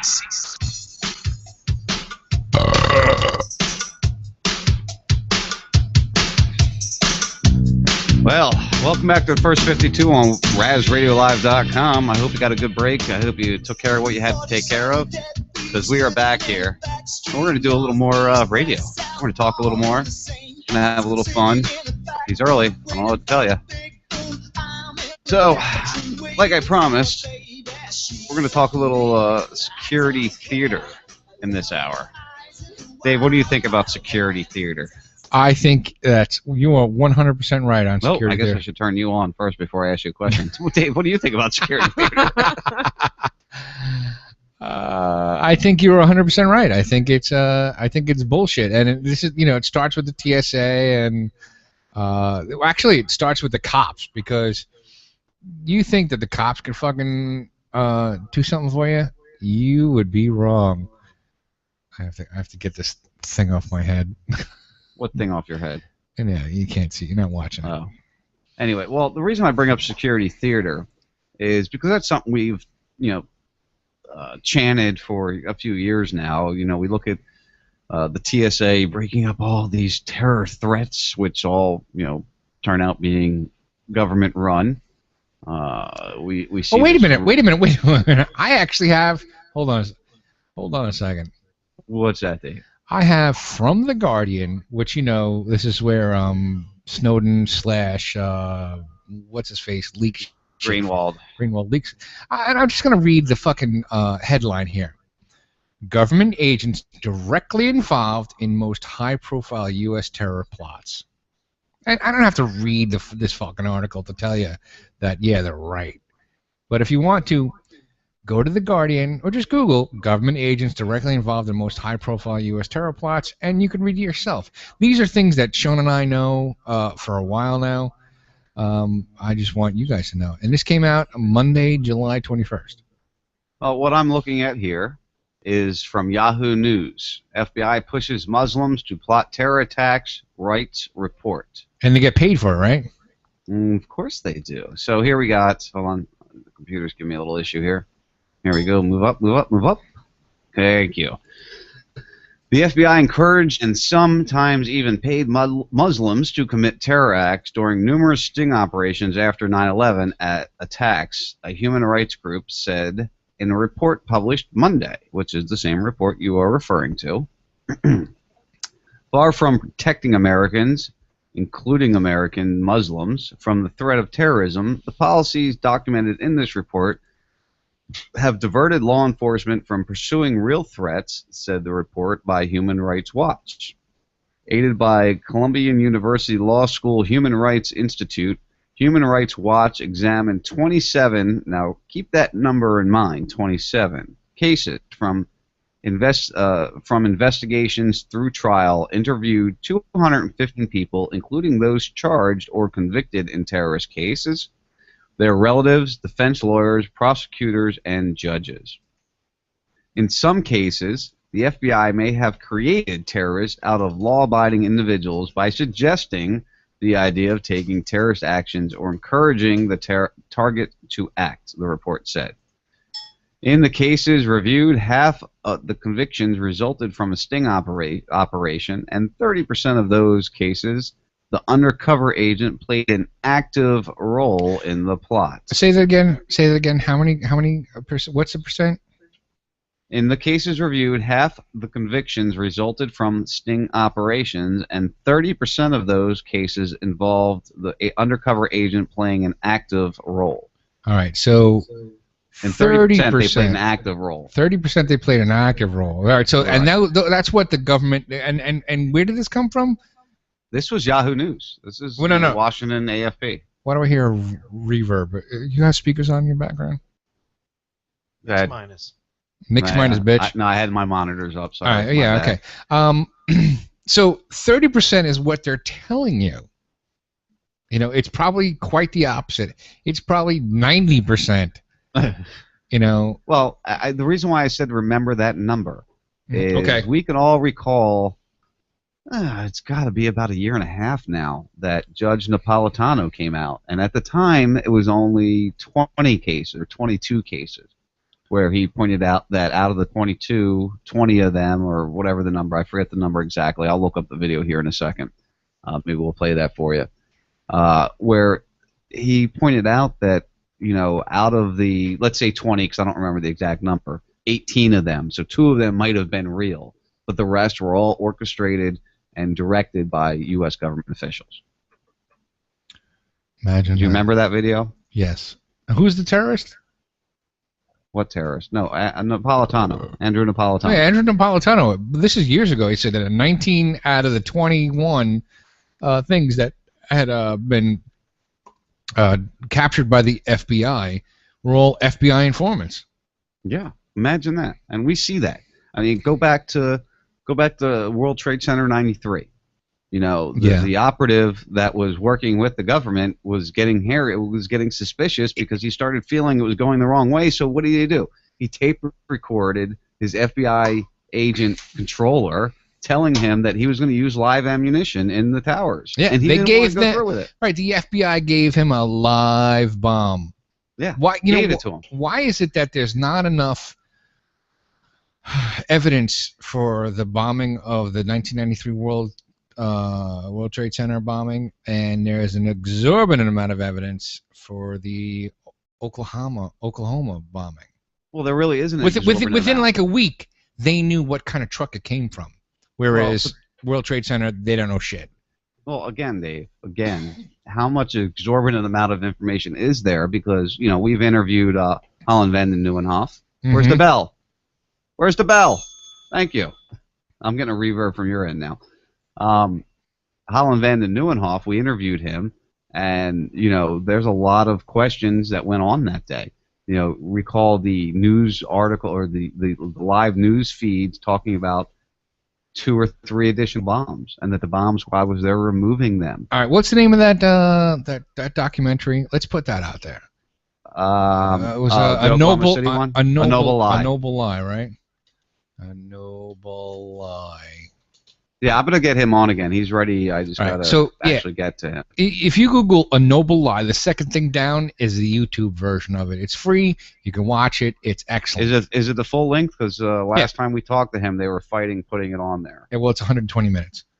All right, yeah. So that's the full version. Now, after what's been going on in the last couple of days or the last week or two, I suggest you watch Flight 800, which is Is that on YouTube yet? Because I haven't been on. I don't know if it's on YouTube. It's on Netflix. I know it's on Netflix, so you can see that flight TWA Flight 800, and that goes really a lot with the Ukraine flight because it took them 4 years to rule out missiles, which really they haven't ruled it out because the evidence shows. They took them 4 years to cover it up. Right, it took them 4 years to cover it up. I agree. Here's that video. Let's see here. The FBI creates, then spoils. Yeah. So we're gonna play this Napolitano video that shows what we're talking about, false. And this is from years ago, and the number that well, this was 1 year ago. This video was uploaded that I'm pulling up. Okay. And this is from Truth Frequency Radio. Chris Geo posted this. So it's been about a year. Remember, he got fired off Fox Business Channel very shortly after this. Because he shared the truth, and that's what happens in mainstream. When you share the truth, you're going to get fired. You know, we see it all too often.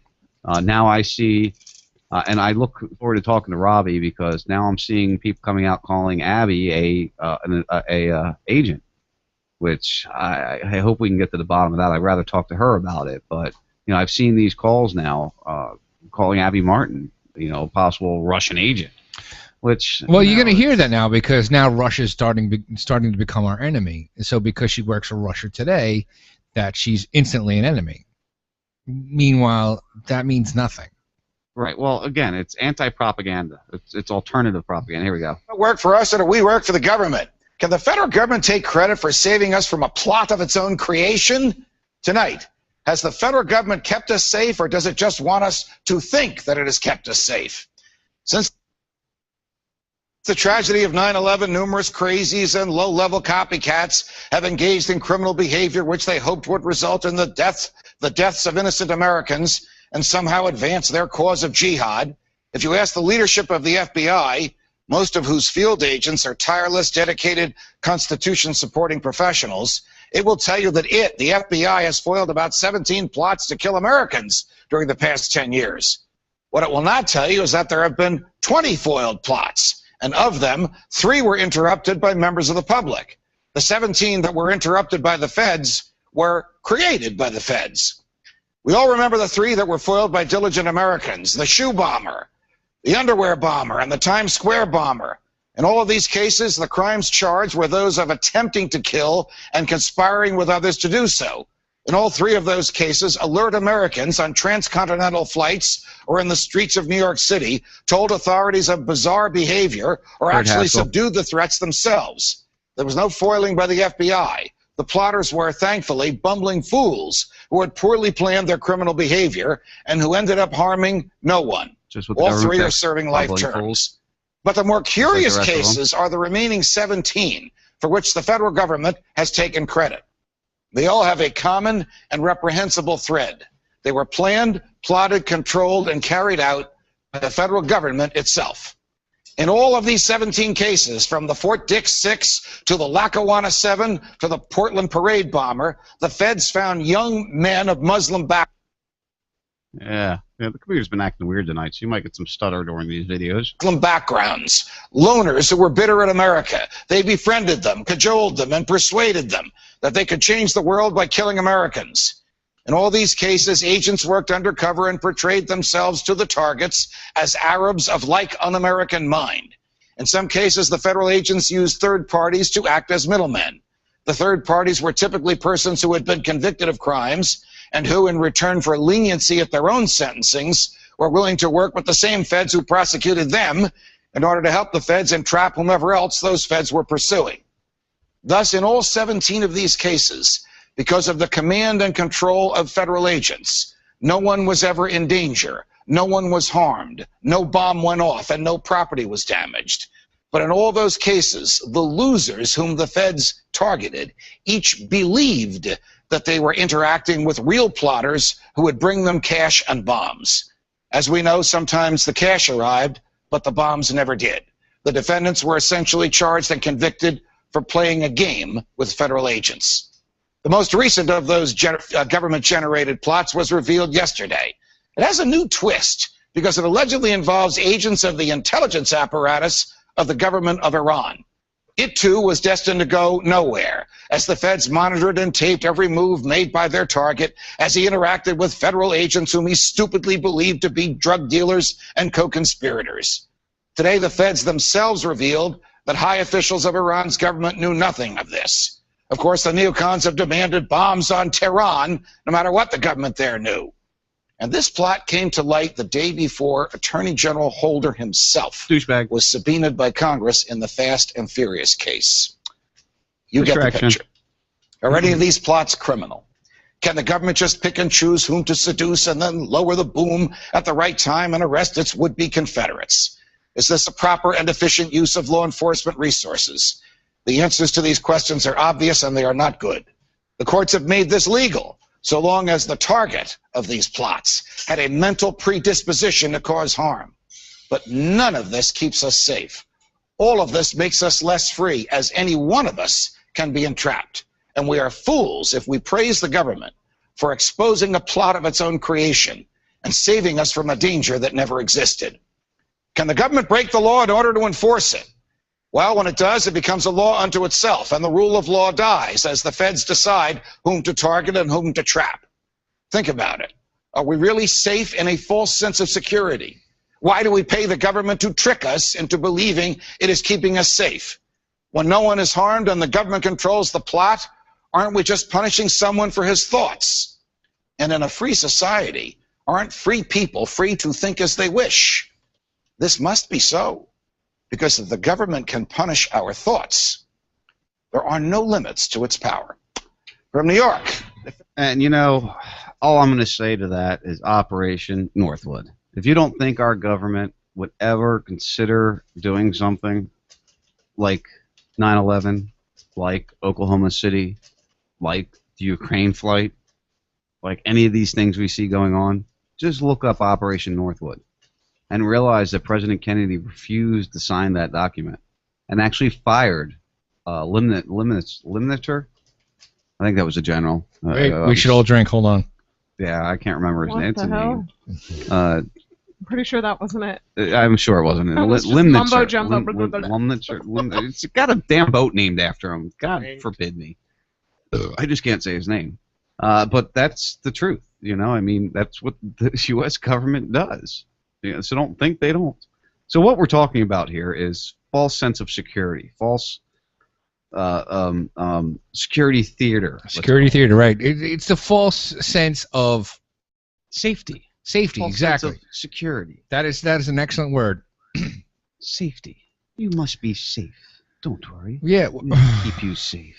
You'll be perfectly safe as long as we have control of you. So don't be afraid. You'll be safe. Why are Just your do eyes what we closed? say. So, all right. So It's creepy. Shut up again. You're better when you're quiet. I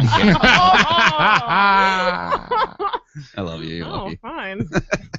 somebody's not getting laid tonight. Sucks to be her.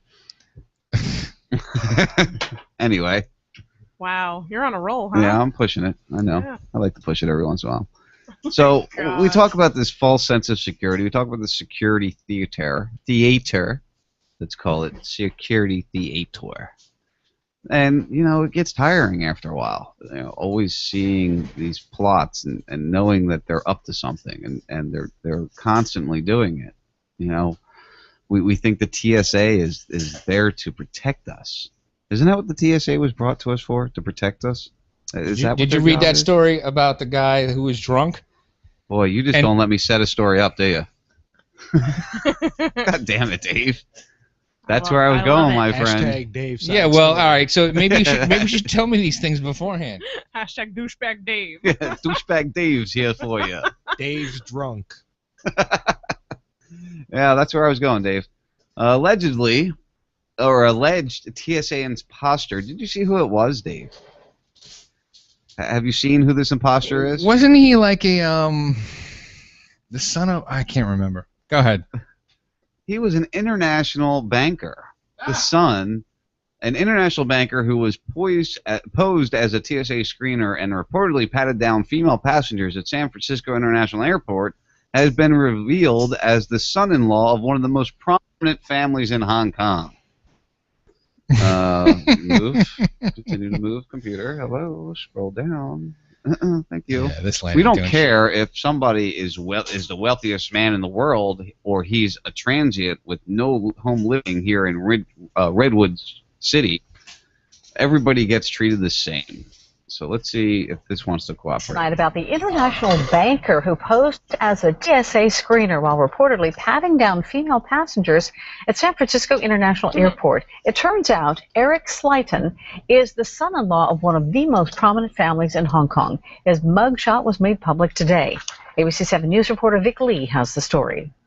We don't care whether somebody is the wealthiest man in the world or he's a transient with no home living here in Redwood City. Everybody gets treated the same in San Mateo County. This was District Attorney Steve Wagstaff's response when he learned that Eric Slayton was married to Hong Kong aristocracy. Newspapers in Hong Kong just can't get enough of the scandal. It's on the front pages billed as an embarrassment to one of its most powerful Chinese families.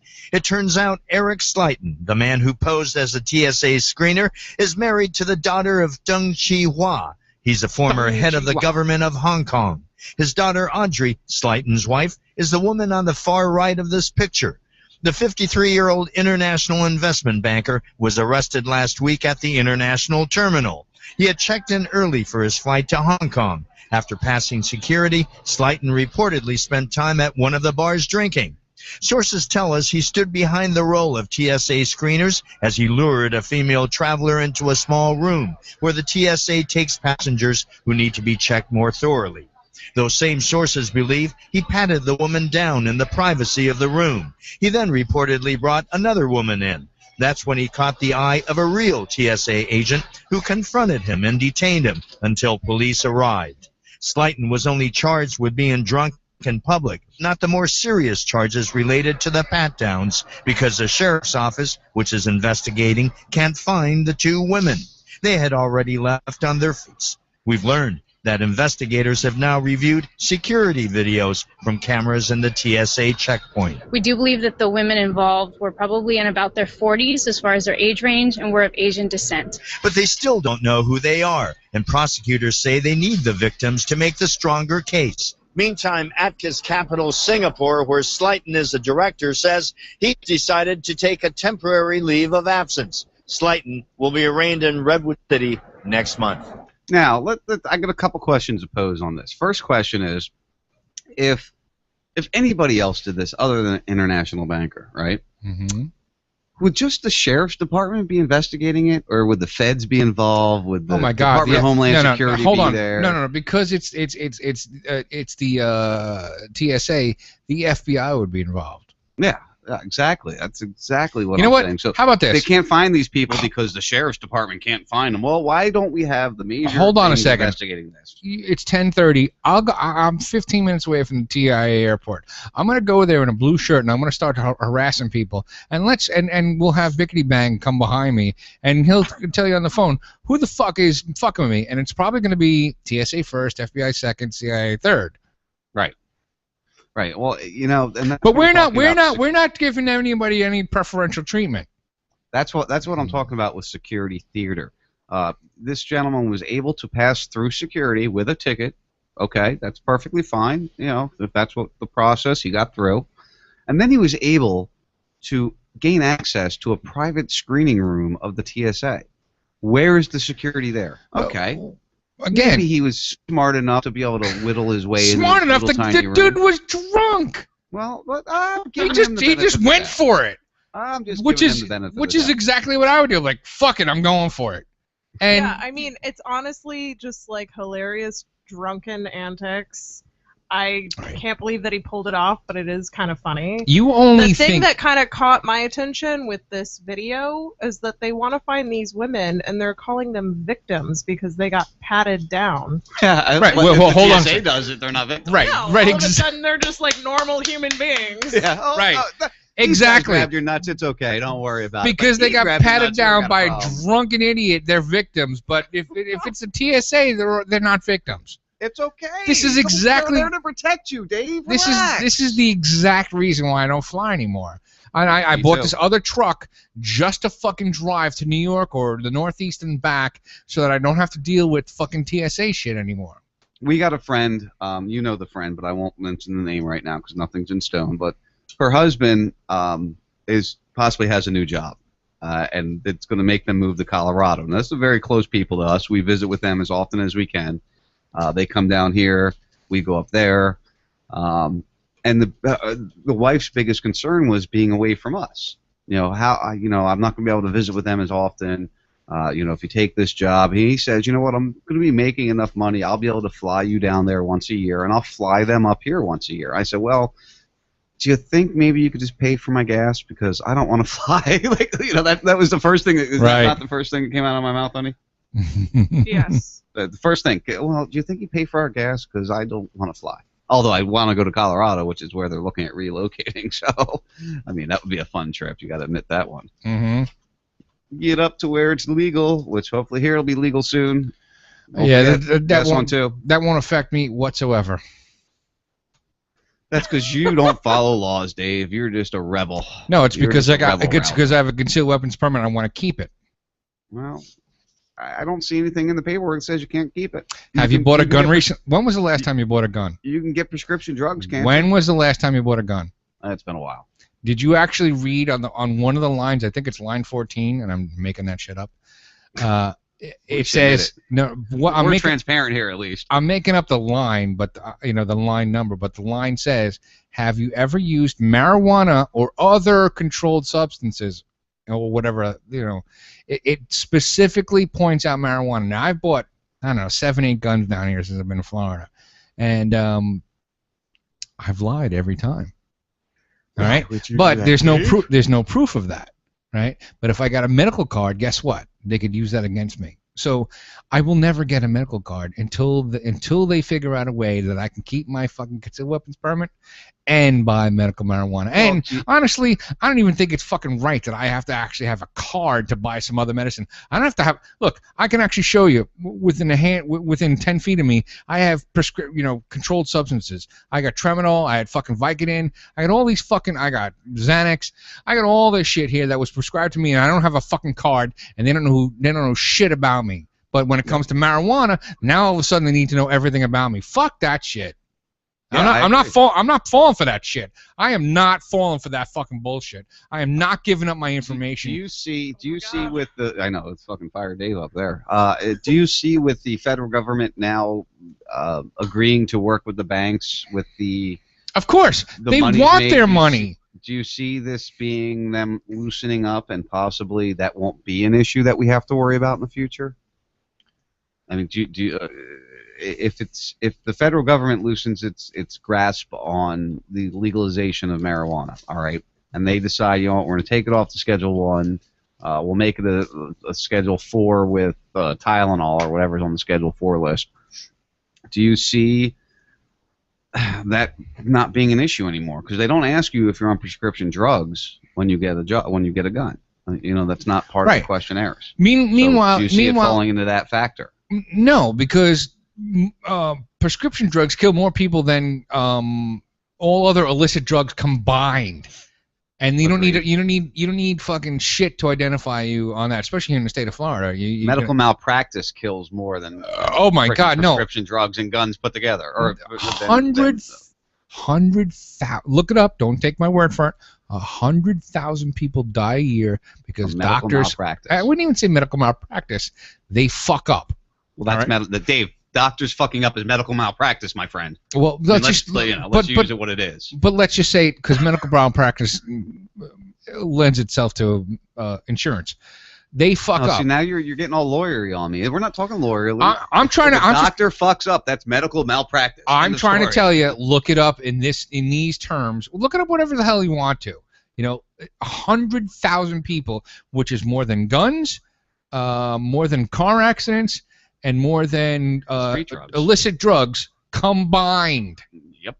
But that's legal. It's okay for them to be killing. That's right. Okay, Dave. Right. Don't you know that? And everybody should have Obamacare wants everybody to have their own fucking primary doctor.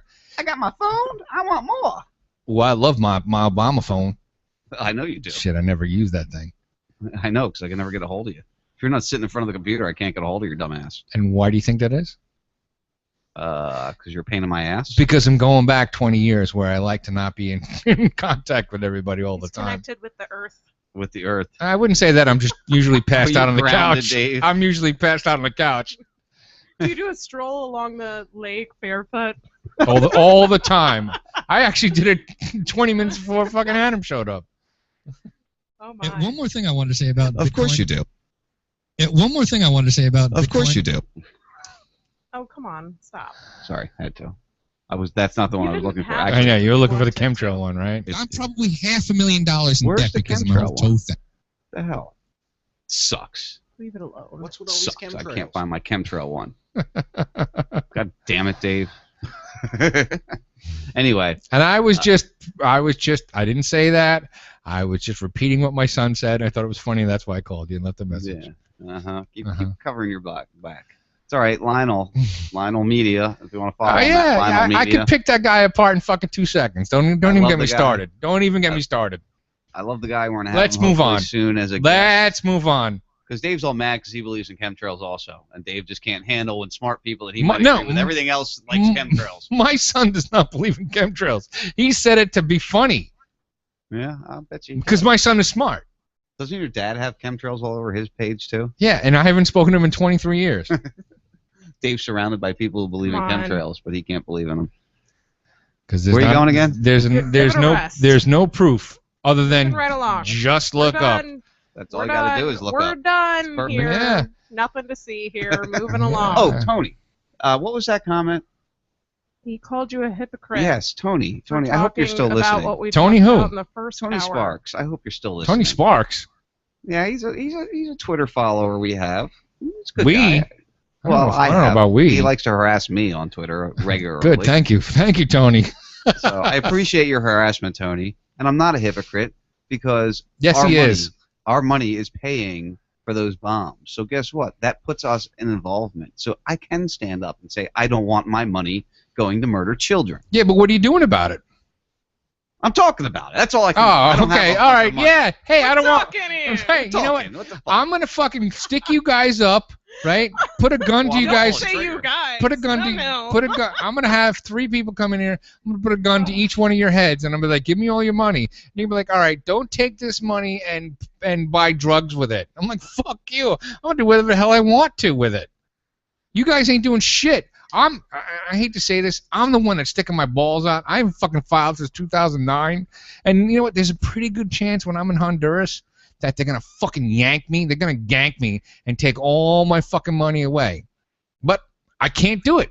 I can't do it. Just today, a friend of ours, Jenny, found out that she beat a red light ticket, which I helped her beat. And then people started coming to me and asking me how'd you do it, what was going on. And I was like, listen, you Jenny Lynn? Yeah, you could pay the $158 ticket, or you could do what I did. $30 court costs. Well, no, it's just $158. Or you could ignore it, and then the next next mail they send you is registered mail, and it costs you $258 to fucking do it then. And that's when I sent my motion to dismiss. And then when I went to court, they said, it could be $500 fine and $40 in court costs. So I was looking at $540 fine. And I was like, "Fuck you! I'd rather pay $540 than pay the $150 fucking without fighting it." And guess what? I won, and so did she. And what'd you end up paying? Nothing. Nothing. I fucking won. I fought the law, and I won. I'll give $1 to somebody who realizes what phrase that came from. Or where that came from. Where that came from. Where'd it come from? I forget what it's called. I fought the law in that one. No. Well, no. Well, kinda, but that's not it. I forget the name of the band. I fought the law and I cold won. and cold is actually the thing there, because I fought the law and I won was in the 50s. The one I'm saying was in the 80s.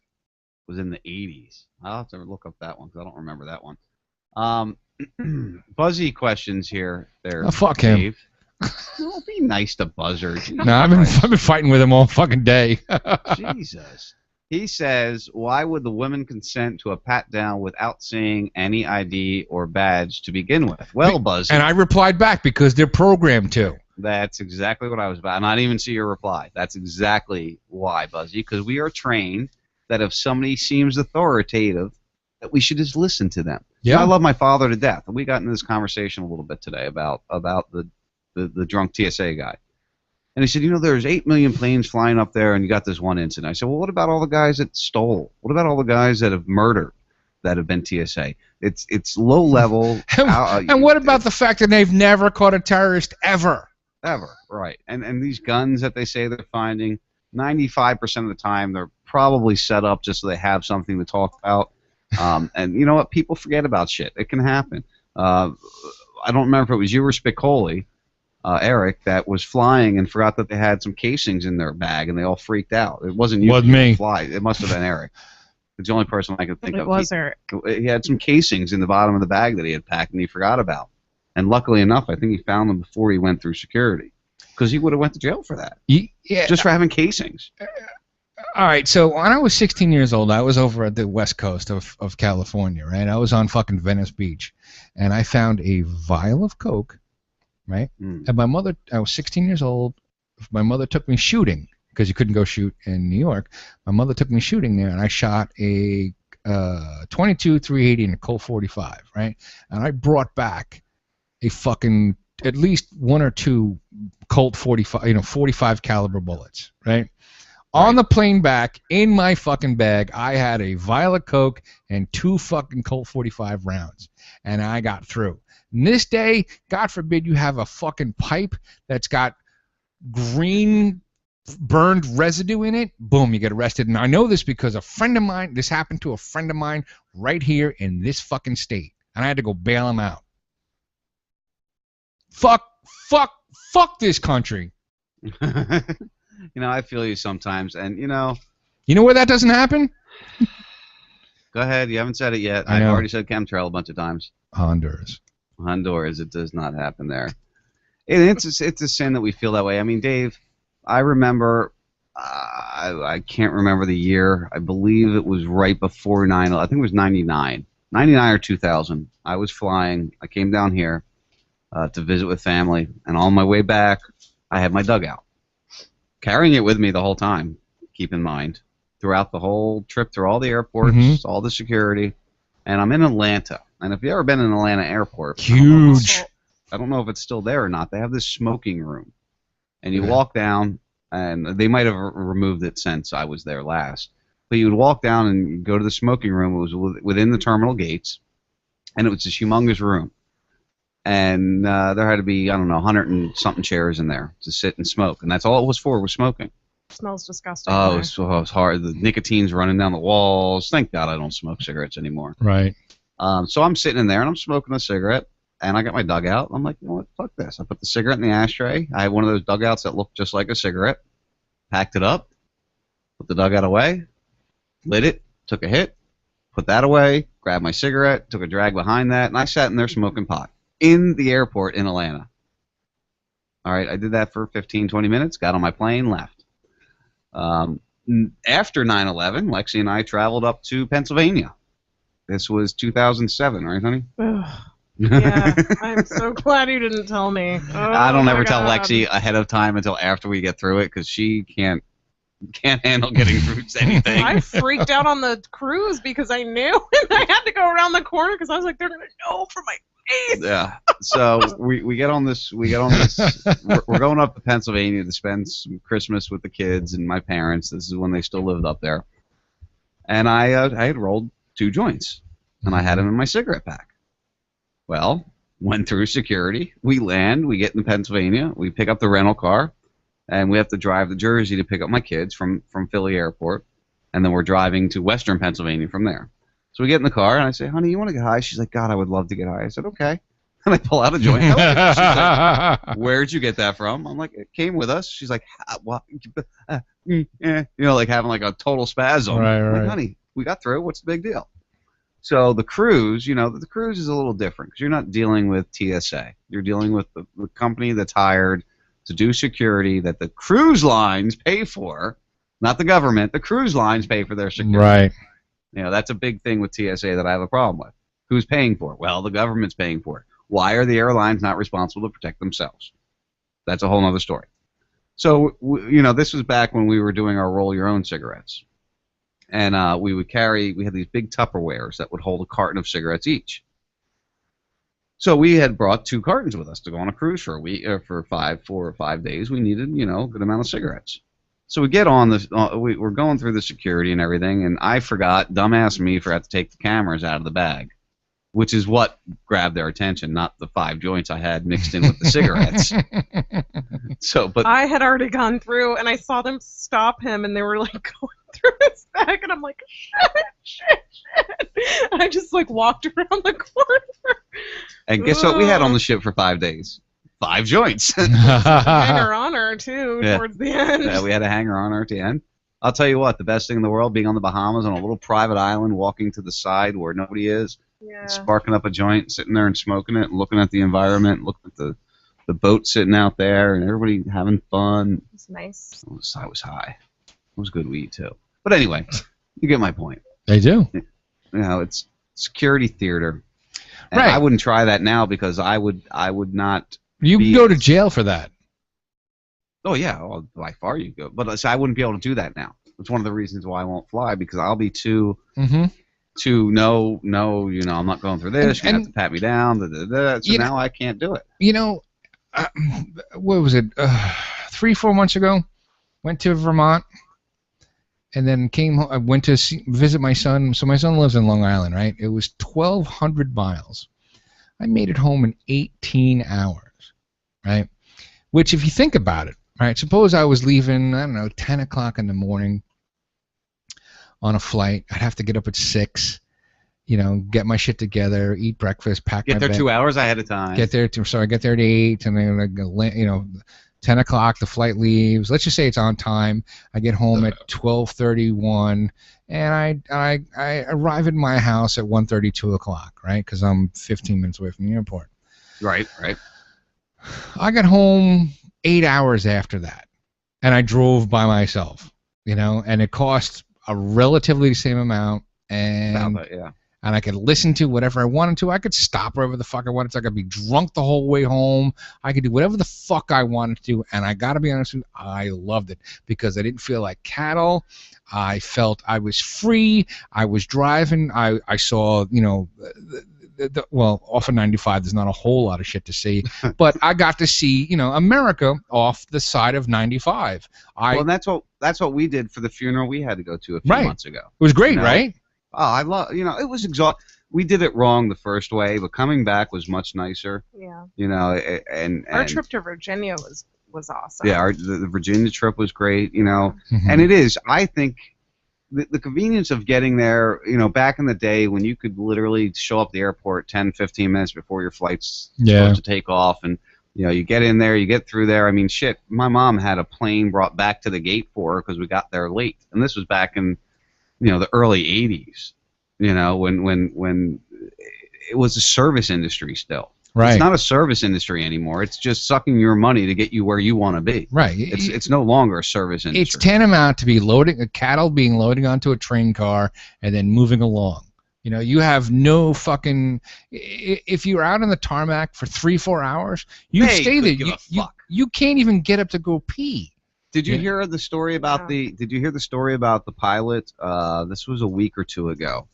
That bought the pizza for the guy. For Yeah, everybody? the flight had got diverted. Oh yeah, the one guy, you know, because Yeah, well, it's nice to hear that. It is. Point out the nice things every once in a while. right. How did they get the pizza on the plane? Well, I don't know. You know, that's Did it a go whole through other story in NSA? itself. It You know, must. It had to go through the security, dude. I would And assume. that is nothing but a fucking security theater, Dave, is all it is. That is a PR. Theater. That is a PR stunt right there. Hey, you know what? We left you out there for hours, and the pilot bought everybody pizza. Suppose I don't want to have pizza because you know what? I got to shit 2 hours later, and I can't get the fuck out of the chair because I'm still on the fucking tarmac. So many different things we could go over with airlines and how they ran anymore. It's ridiculous. This is why I want to go visit my friend in Vermont again, and I'm jonesing to go do it because he's got shit going on. When we're together, it really kind of we connect and makes me better, and I want to go visit him, and I just don't want to fucking drive right now because it's going to cost me $1,000 round trip, and it would cost me $400 round trip on a plane, and then bail money after that. I don't want to. I don't want to fucking fly. It's easier for me to spend $400, but I don't want to do it. You know what though? It sucks because I love flying. I used to. I mean, I wanted to be a pilot. I enjoyed being in the air. I enjoyed traveling back when traveling was fun. By plane. It's no longer fun anymore. It's not enjoyable. You can't go there and it's not nostalgic anymore. It used to be nostalgic. The job I had before I moved down to Florida, we had offices all over the country, right? And one of the offices was in San Francisco. And because my son didn't, because I didn't have kids at home with me, and my two other coworkers did, I was the guy that always went to fucking San Francisco. I went to San Francisco 4 fucking times in 2 years. I loved it.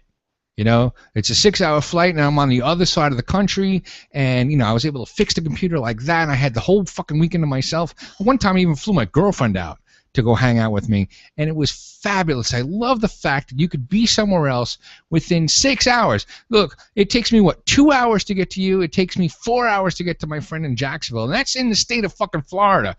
If I did, a little bit more than that, I'm on the other side of the fucking country.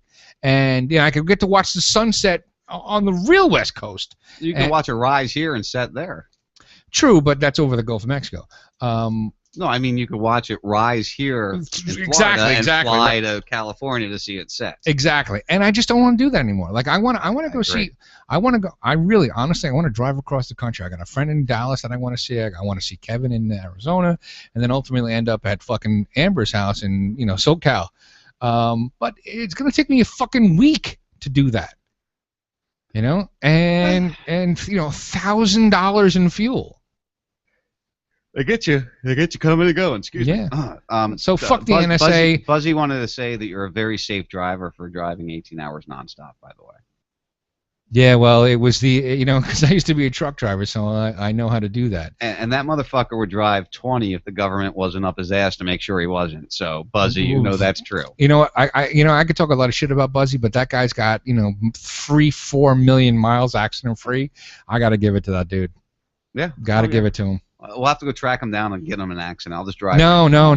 He's a good driver.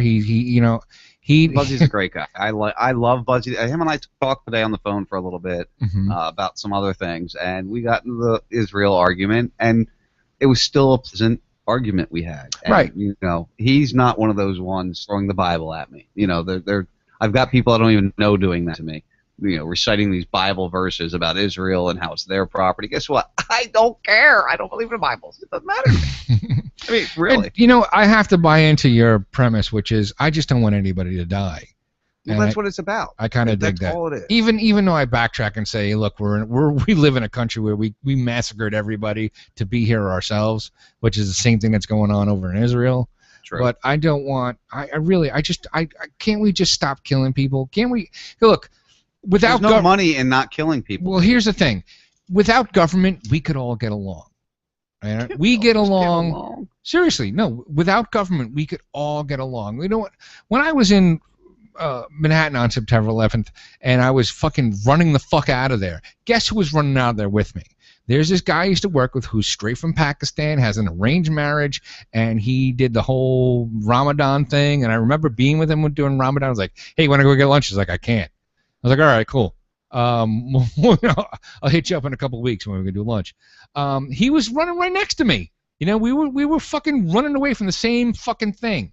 It matters not to me what they're into.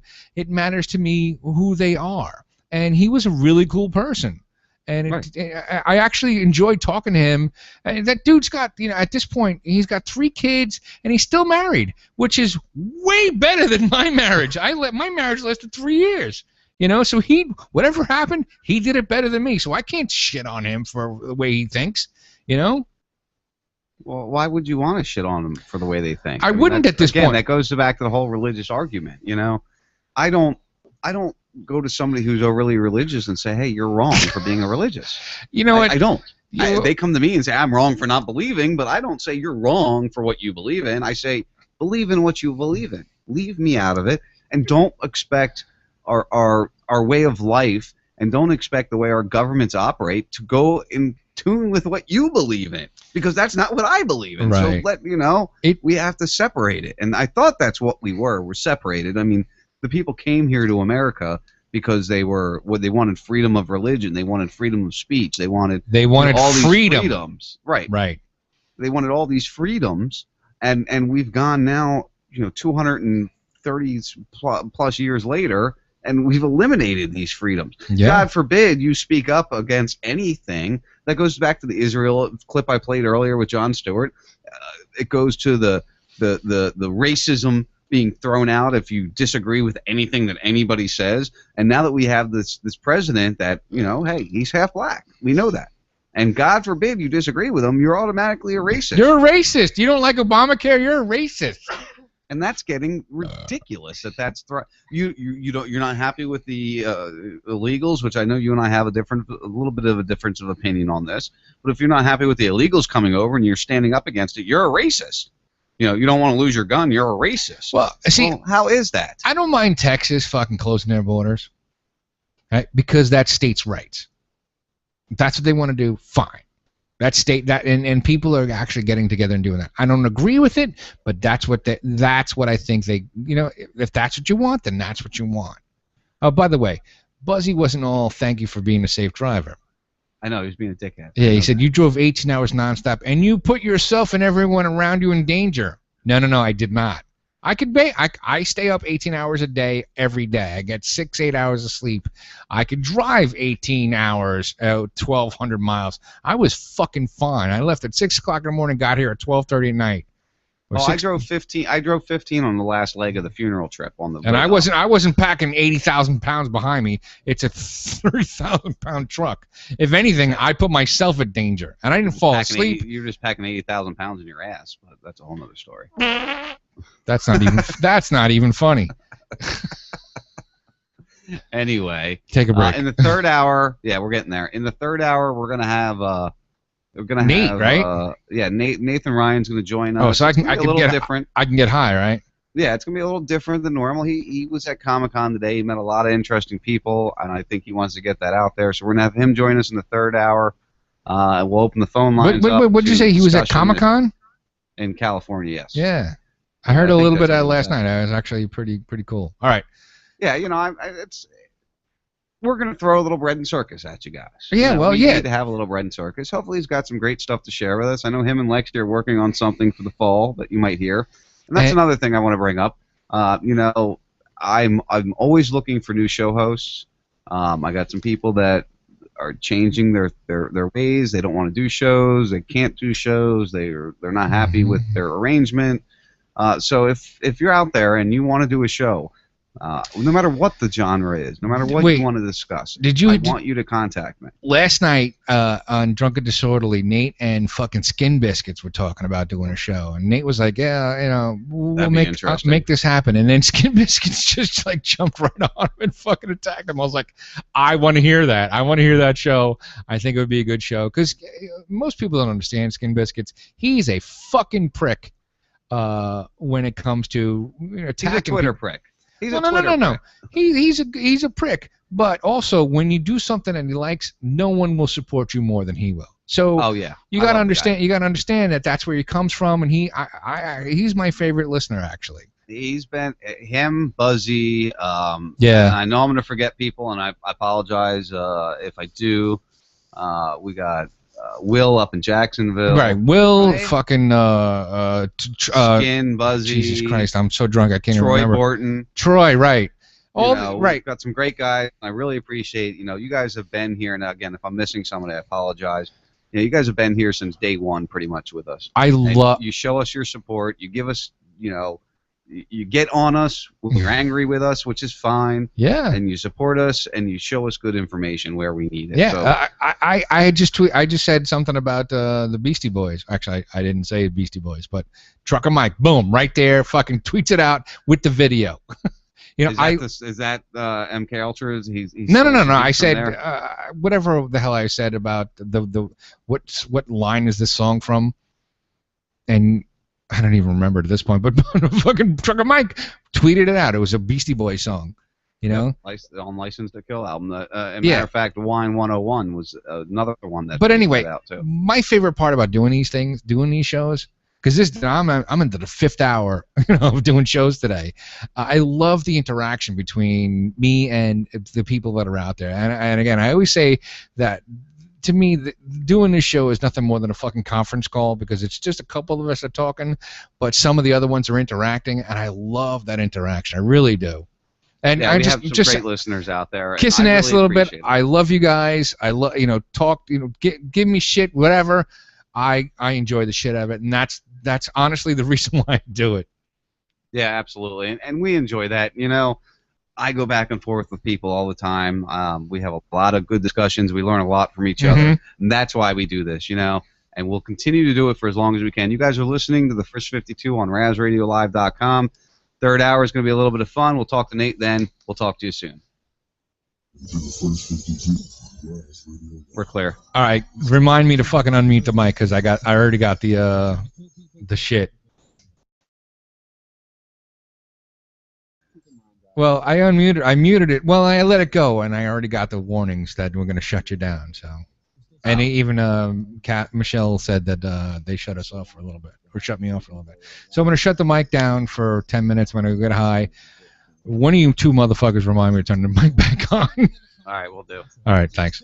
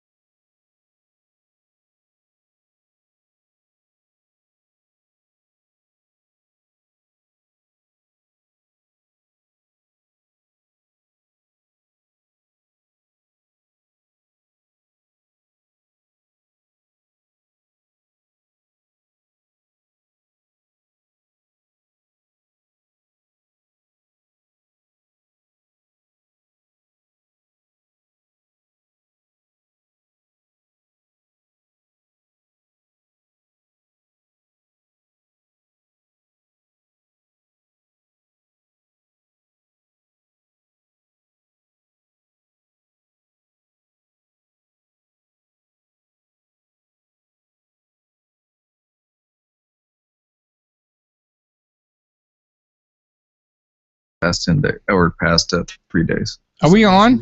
No, we're just talking with Nate. All right. Yo. What's up? What up? We still got like 5 to go, Dave.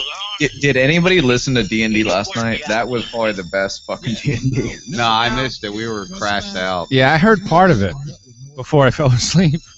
And it's not because the show was fucked up, but actually, I got to hear when you and Skin Biscuits went at it. Oh god, it was crazy. It was absolutely insane. You had mentioned that you and him should do a show, and I kind of agree with that. Yeah, who doesn't want to do a show with me? It's fucking stupid. Come on, guys. No. I think you and Skin Biscuits should do an hour together. Oh god. Just seriously, do it without broadcasting it. Just you and him. Just record a conversation between you and him on the fucking phone, and then listen to it and pretend you're doing a show. I'm telling you, it's going to be fine. But the thing is, so funny, Nate. Really, you can't. You have to have a thick skin. This is one of the things. No, I do. It's funny. It's like Eric wants to do a show. Suki wants to do a show. God, I'm done. I want to do a show with Lex. That's it. Okay. You know what? That's my girl right there. I got that. All right, I understand that. Because you know what, I do now. At this point, I do like 4 shows a week, and I used to do just one. I don't know how you do it. Well, because I can cancel out of some of the other ones. This is a show I never give up on, but I can always bail out of the other ones. But it's very therapeutic. I fucking love it. You should do it. What? Yeah, we should do a show too. No, not me and you. Yeah. Why not? Because I don't know anything about entertainment. I'm actually anti-entertainment. Yeah, me too. That's a funny thing. I do like watching like foreign movies though. If you can only see Nate right now, Dave, you'd have a good laugh. Yeah. Why doesn't Dave have a camera? What's up? No. Up? You're on the Skype line, on the Raz Skype line, which is that computer, and Dave's on a total separate computer. Yeah, I have a completely different connection with Sean than you do. Oh. Oh, a completely different connection. Completely different. Now you're making Lexi jealous. Well, you will have this too at one point. And do you hear when Sean and I talk together? You could hear us both. Right? Yeah, I know. And you guys are one. We are one. No, we're mingled together. It's because he hits me via one thing, and I go to him via Skype. So I hit him via one thing, Nate. You know, I give him that one thing. He comes. Then, all right, yeah. Sean comes at me. Get the one thing. Sean. Right, I feel like you guys are all 3 on different subjects. Sean comes at me at voice over IP. I have my own voice over IP server here, right? And Sean hits me with that, and I go back to him on Skype, which is also voice over IP. But and it's on 2 different channels, so it sounds like I'm sitting next to him because we're arguing, and it's not getting fucked up because of Skype. Gotcha. The fuck? Totally understand. Totally. Yeah, I'll give you my fucking mumble address, and you'll see. You'll see how much better it is. It is a lot nicer. Yeah. Let's do it.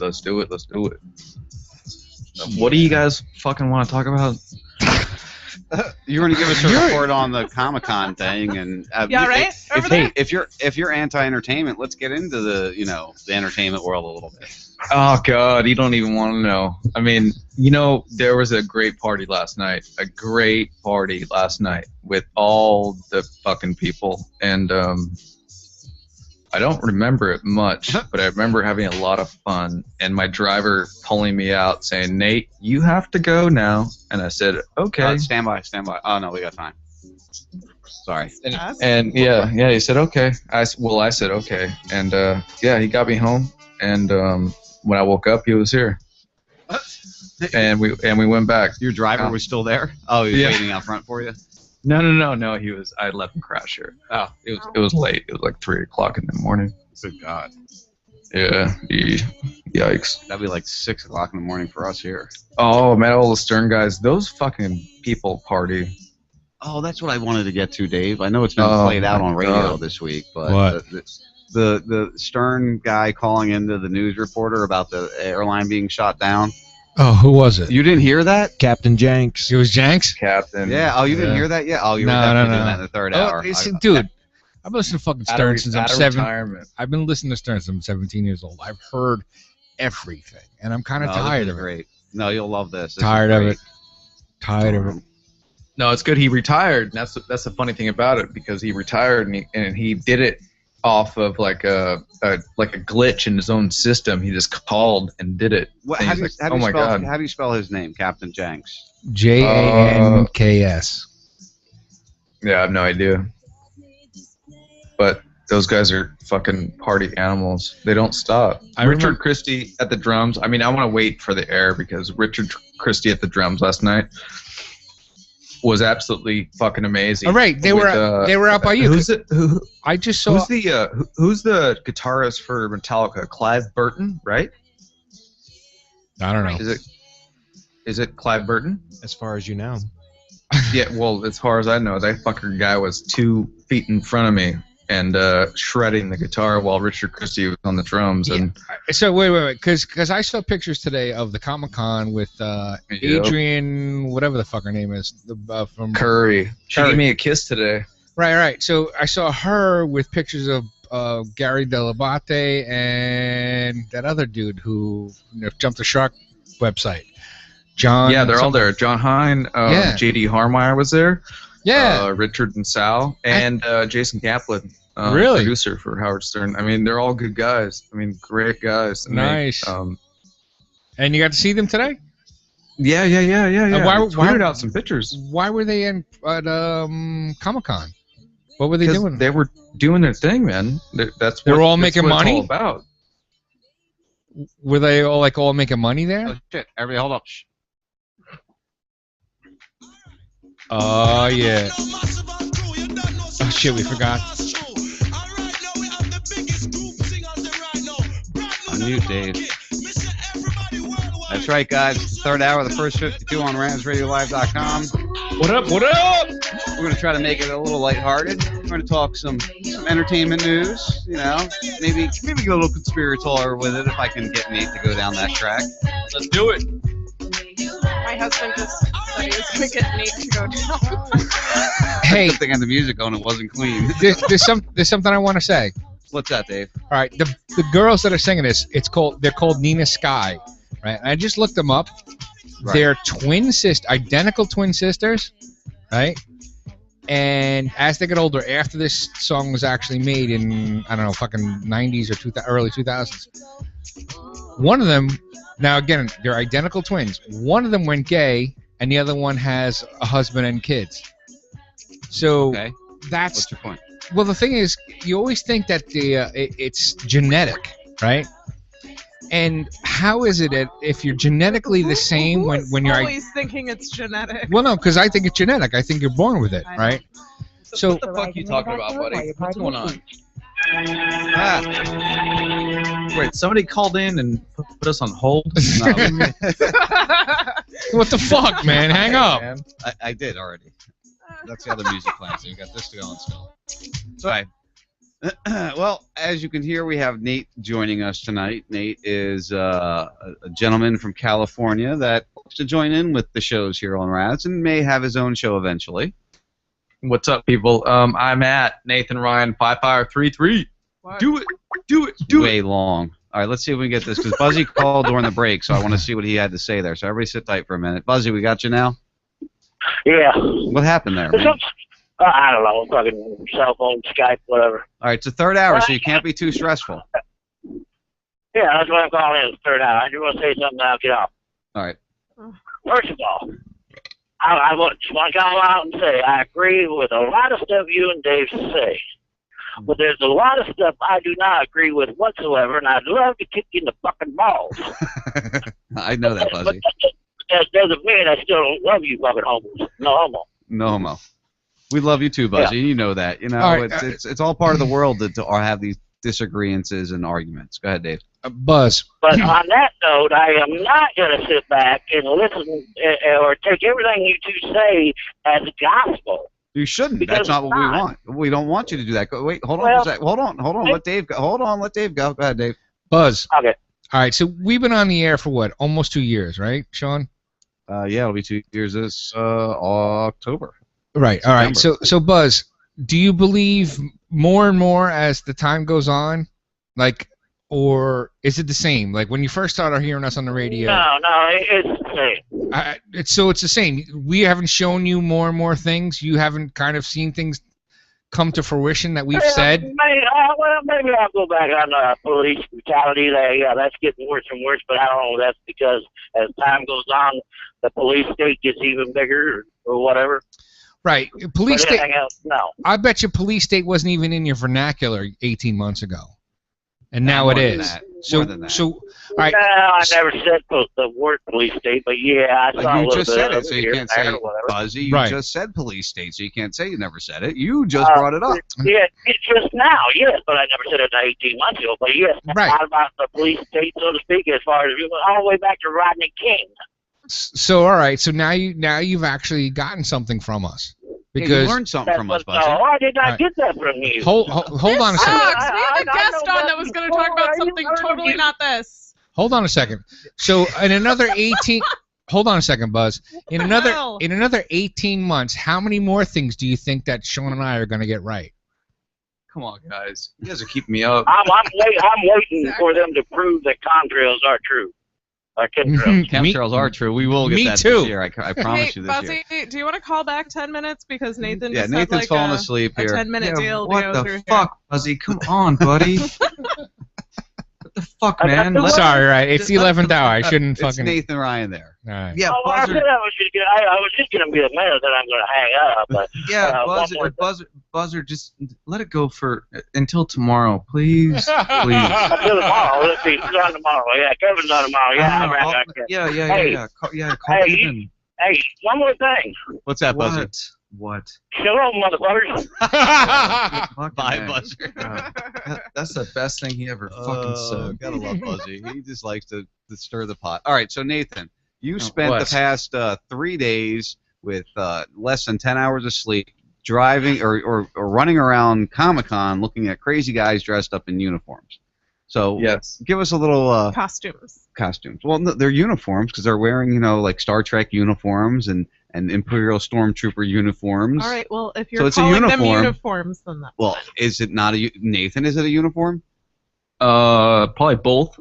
A costume and a uniform? Okay. Yeah, you're both kind of right. gross. Wow, he's just walking right down the middle of that yard, isn't he? You have to conquer Comic-Con San Diego. It's absolutely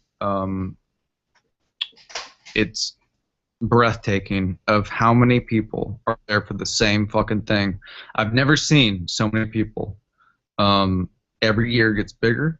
I think the San Diego Convention Center needs to fucking grow. It's a $780 million fucking expansion that they need to do, and I'm with the people that do it. I wish that they would fucking get their pencils fucking sharpened and fix the fucking problem with the politics of getting this thing bigger, because there's nowhere to go. This is making you angry, isn't it, Nate? Yes, it does, because the San Diego Comic-Con could be so much better if the place was a third size bigger.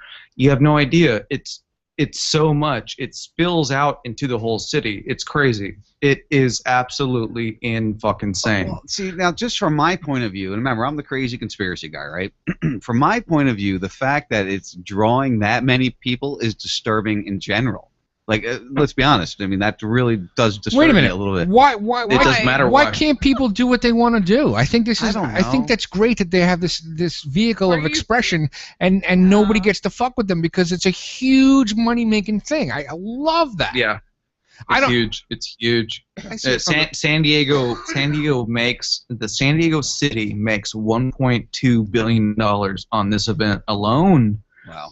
Yeah, why should I shit on them? I support that. You can't do it because listen, everybody talking or everybody listening, if you were to be dropped in the middle of the con, whether you're a fan of whatever, you're gonna find something and you're gonna find your niche and be like, oh my god, where the fuck is all this stuff and why didn't I know about it and What about this art? What about that art? What about this movie? What about that movie? What about this game? What about that?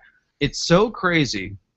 Yeah, it's unfucking explainable. Not for nothing. Nuts. Not for nothing though, Nate. We kind of have been dumped in the middle of the con, just living here in this country because we're getting conned every day. But yeah, but no. I'm talking about the San Diego. Come on, man. I'm talking about. Let it go for a few minutes, man. Seriously, let it go for a few minutes. All right, so I don't know about you. Hold on a second. Hold on. I don't know about you. Comic-Con to me for a second because just did. Obviously haven't been to one. So what do you when you walk in? What do you like? What is it when you walk in? Like how is the what are you walking into? You walk into mass chaos and everything that you've ever seen on TV or a movie or a comic book or art, it is right in front of you. And so I'm a big Star Wars fan personally. Like Star Wars. All right, hold on a second. I have one question for you then. What? Yep. Who shot first? Shot what first? Really? You don't know who shot? Han Solo shot first. Oh, yeah. Thank you. Han shot first. We were supposed to break that out, weren't we? Because I have the original VHS of that. Yeah, Han shot first. Yeah, you can see. And then if you go to the redac of whatever the fuck Lucas did and fucked his own art up, yeah, I mean, you can see that it's totally CG'd and they move his head to the. I mean, it's crazy. I mean, this is stupid stuff.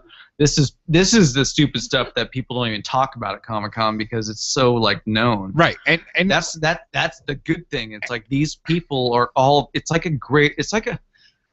And it's then hard to it's hard to explain. It's so like people are there for a greater good of like entertainment. That's what it is. It's an entertainment fucking convention. All right, I mean, so it has everything. Everything. Nate, go ahead, Dave. Nate, what do you think of Jar Jar Binks?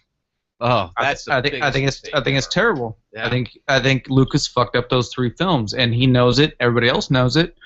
Everybody knows it. I think the third one he figured it out at the third one. No, that you know what? J.J. Abrams is gonna make that series pop and make it another trillion fucking dollars. What are that's what's gonna happen. I hope so. Being sunk into what I'm sunk into, I don't really look into things. So what are the plans for the next 3 episodes now that Disney's taken it? Do you have any insight or any idea of where they're going to go with it next? I know exactly what's going to happen next. I'm telling you right now. Oh God, I don't know if I want to know this. I heard from I heard from the guy's mouth. The only guy that's going to tell me anything is J.J. Abrams himself, and I was at a panel with him, and what he said was, "Hey, listen, think of Star Wars without ever having those 3 prequels. Think of me starting another fucking series like he did Star Trek, which was done brilliantly, and kind of like there's 3 different Spider-Mans that come from the beginning type thing." No, I know Star Wars is different. Star Wars is different. So listen, we are, or J.J. Abrams is basically taking Return of the Jedi. Okay, fast forward 30 years. That's what we're doing here, kids. I mean, the prequels were the prequels, and Lucas fucked them up, and he made a ton of money, and he, just built LucasArts and all that stuff, and he fucked up the whole franchise. But J.J. Abrams is here to save the fucking world, and they're gonna do great. And let me explain what I'm looking at here. As I look at Nate, over his right shoulder is an R2-D2, a X-wing or a Imperial fighter. That's an X-wing and a TIE fighter, yeah. The TIE fighter. All right, hold on, trivia. What does TIE mean in TIE fighter? Oh gosh, that's a great question. I don't know it. I can't get that book, honey. I've got a Star Wars book over here. Tri-ion engine. Oh, that's it. That's right. I have the Star Wars, believe it or not. And I just learned that within the last year. And I might even be wrong. Somebody fact check that shit. Gonna do trivia now? Because I'm a little high. No, that's I'm actually. He's like, no, I have to go to bed. No, as I write note, I will confirm and deny. I will research that.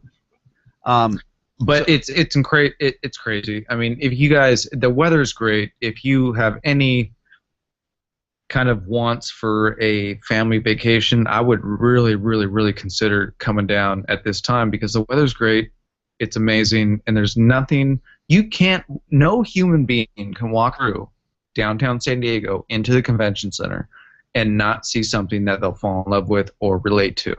It is amazing, and the art. Hold on a second. Crazy. You're kind of thinking that we like that shit. What if I don't like that? I mean, I like movies, but I don't worship them. You're a human. No. There's no way. I worship no one. There's no way. I think he's saying no matter what, you'll have fun. Yep. You're gonna enjoy yourself. Yep. You know, you And might also, not. you got to remember, I lived in Brooklyn. I've met and I've seen many fucking famous people. Like that shit. It's not about the famous people. It's about the freaks dressed up. Really. No, it's about everything involved. It's like everything. It's a big melting pot of everything interesting. I don't know if I could be, and radio and like video, movies, whatever it is. Do you dress up, Nate? Do you dress up? No. No, you go. That's how you went today. No cosplay. No, I had a different shirt on, but basically the same type of idea. All right. Yeah. You don't mark out to anybody. Well, now you're. I saw Hogan today. Oh, did you? Yeah. I saw Hogan and Tyson. I met LL Cool J again for this third year in a row. LL Cool J was at Comic-Con? Yeah, LL Cool J. All right, trivia. What does LL Cool J stand for? Ladies love cool mode. I learned that. I was having a beer with a guy, and I'm like, "Who the fuck are you? I met you last year." He's like, "Ladies love Cool J." I'm like, "Oh my god." What does the J stand for, though? J, Cool James. James. I think that's right. James. And I love LL Cool I J. worked with a girl that dated him. Yeah, he's a good guy. She was and fucking not smoking. too big at all. He's a great artist. No, he's short. He's short and stocky. Yeah, he's like 5, maybe 10, and stocky. Going Hogan looked back like to shit. Cali. I saw Tyson look like shit. He has a new cartoon coming out that is going to be based on the same art style, as the 70s Hanna-Barbera Scooby-Doo. Only you guys could hear that. And it's going to be, it's going to be on Adult Swim, and it's actually really pretty funny. I saw a sizzle reel on that, and then I also met. God, who else was there? Okay, Adrian Curry, and then I like Adrian Curry.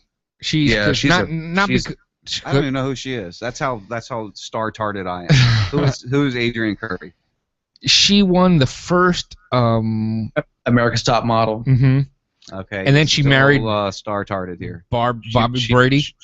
She married Peter Brady. Peter Brady. Yes, and then she divorced him. And she's a fitness nut, and she's a marijuana activist, and she plays video games. Okay. All good. Yeah, she's a marijuana activist. She's what they call a tart in the industry. And don't forget Yes 1-2 in Florida, November. Just want to remind you. That's if I'm going to vote. You better vote for that motherfucker. I'm not. You better vote. I don't believe in voting. So, Nate, back to the shit ain't going to change my life. What the fuck? I actually shut up. I actually want to go to back to Star Wars because they're in the conspiracy world, because this is a conspiracy show. It is the third hour, but it is a conspiracy show. Oh god. Yeah. What do you want to know, buddy? Well, there's a lot. Look at him all fixing his collar. I know. What you want to know? I'm not even dressed to talk. Star Wars is believed to try to example what we go through. False flags are used in it. A lot of different things like that. Do you see that connection getting into my mind? Do you see that connection? And do you think that was done on purpose, or is it just accidental? Was it done based on what he saw?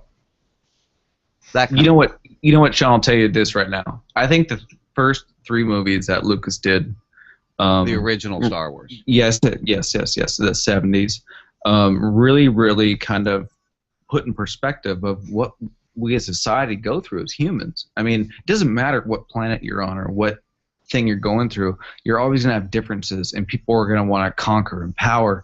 And what does it all come down to? Nothing. It's a bunch of fighting. It's a bunch of... at the end of... I mean, look at what Star Wars is called, the great, the New Hope. It's like, the Federation's there to try to, like, make people happy, and but everybody coincide, but then you get and everybody's not happy.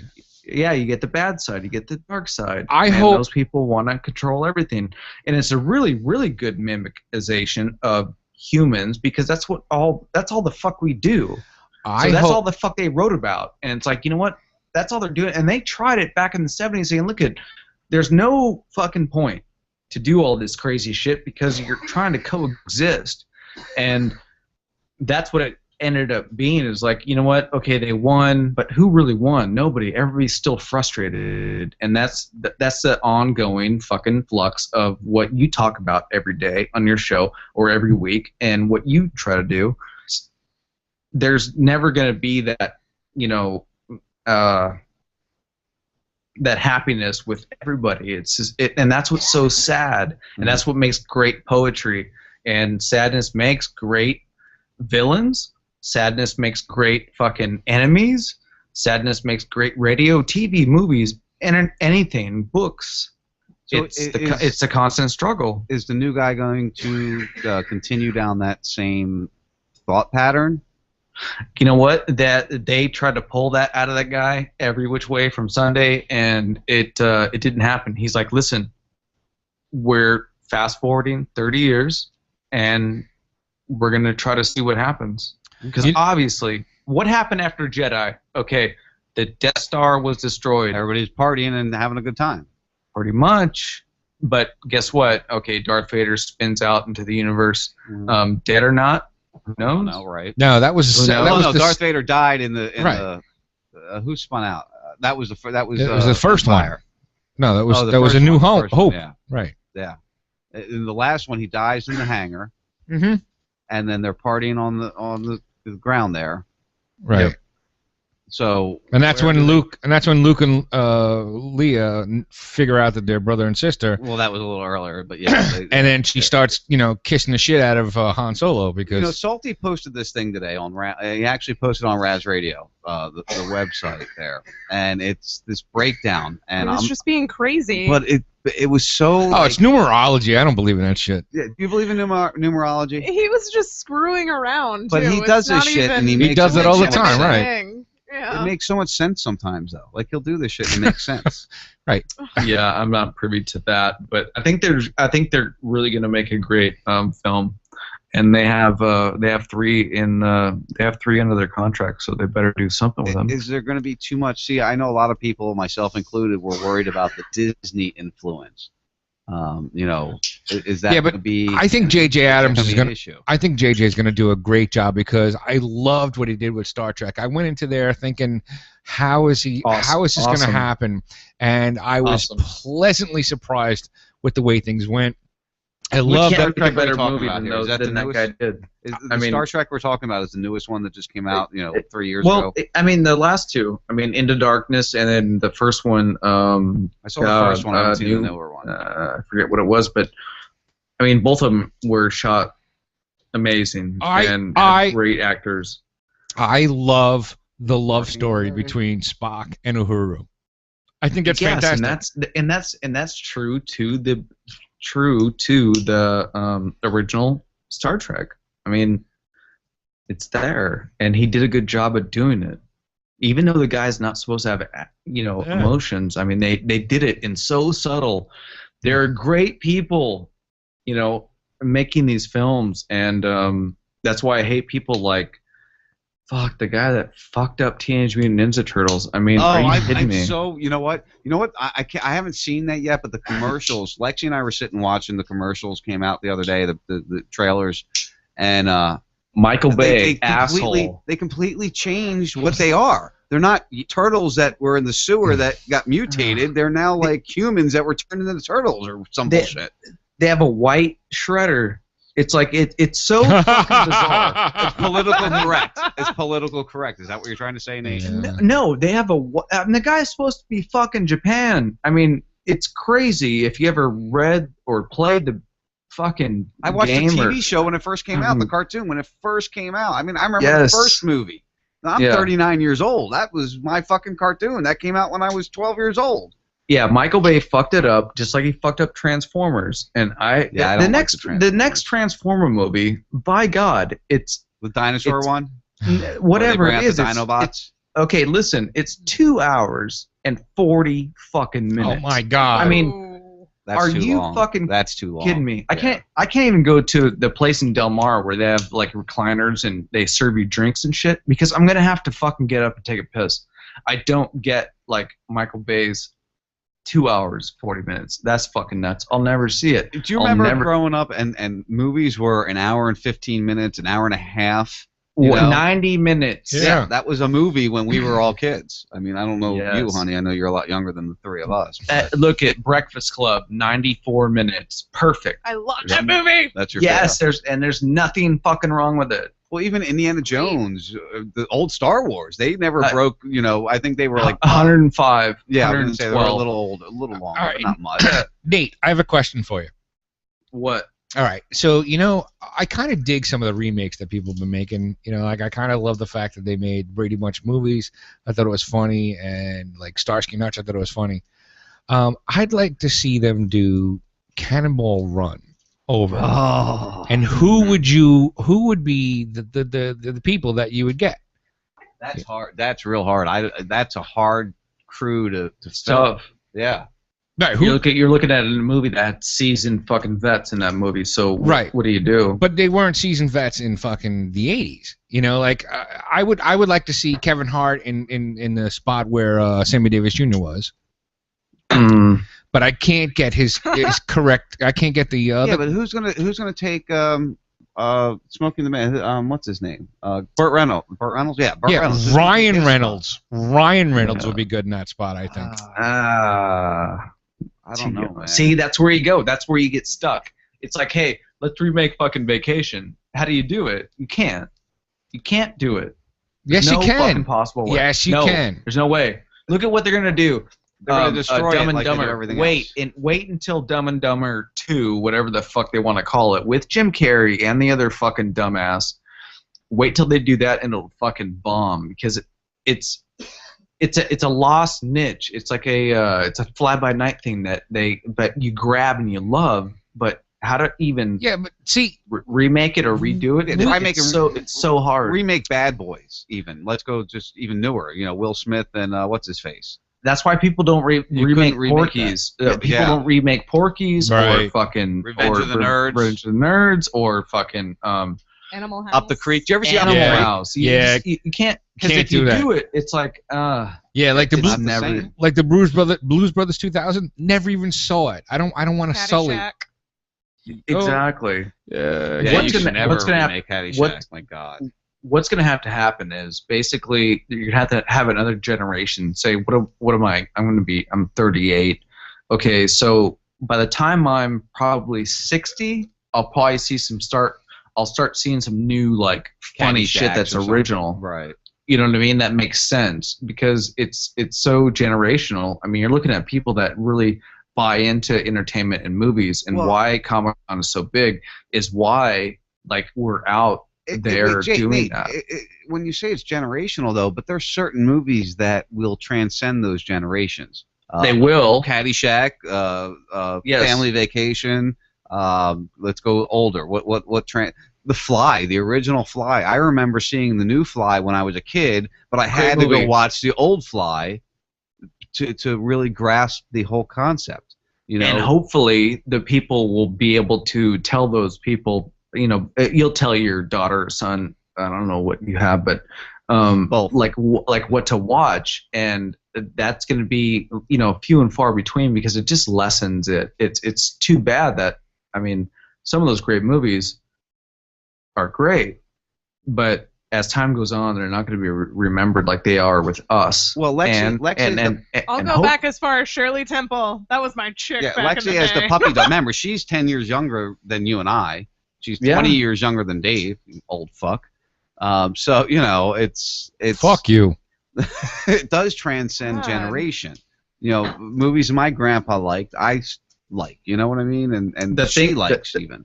The thing about Comic-Con is it's looking at that demographic, saying, okay, where are the people that have the most fucking money to come to this thing and like take time out of their day and spend their money. It's like basically between 25 and 35 when you're actually a professional making fucking good money, and you're gonna be there for the kids.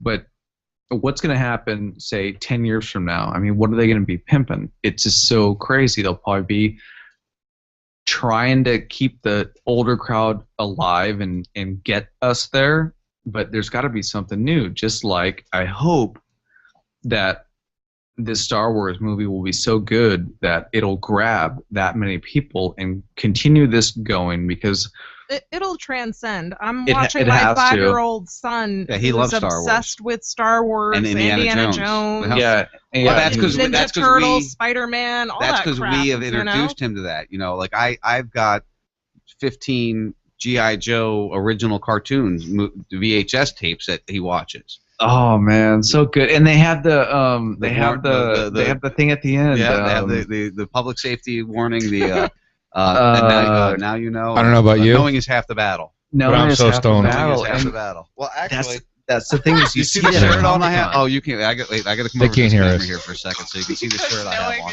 Because you'll laugh. Hold on. Yeah, it's so good. And that's the thing is that like how much more of that is going to last? I mean, You see how he's Shirt says it indoctrinated? on it. yeah. It's You my see how he's Star Wars indoctrinated to that shit?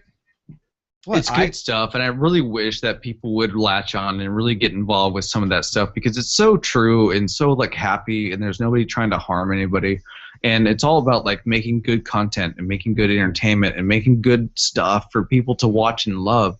That's what it is about. That's the whole thing about Comic-Con. It's kind of like everybody's there to like be happy and have fun and like get what they want to get and go to where they want to go and talk to the people that actually do the good things like we're talking about. Star Wars, Transformers, early days, TMNT. I mean, early stuff. And then you have the new stuff. You know, True Blood's there and all that other shit. But it's funny. You know, there was a big controversy like 2 years ago when Glee was there. And everybody was like, what the fuck is Glee here? And guess what? Glee hasn't been there since fucking the first year I saw him, because it's like you don't fit in. You know, you're a decent TV show, you have a few things going, but just don't glom on the 250,000 people that roll into this place every day for 5 days, and they stop that. The thing is, they need to fucking expand this convention center, and I'm part of it, and I'm trying to fucking get this thing to happen. I only have so much power in San Diego. And I can't untie the fucking zip ties that are around a certain amount of people, and there's a few of them. I mean, there's like 5 guys that don't want this thing to happen, and I don't fucking know why. And I've asked them, why the fuck don't you want this to happen? And they're like, because we're from LA. That's basically it. That's what it comes down to. LA is fighting with San Diego and making it impossible. Of it.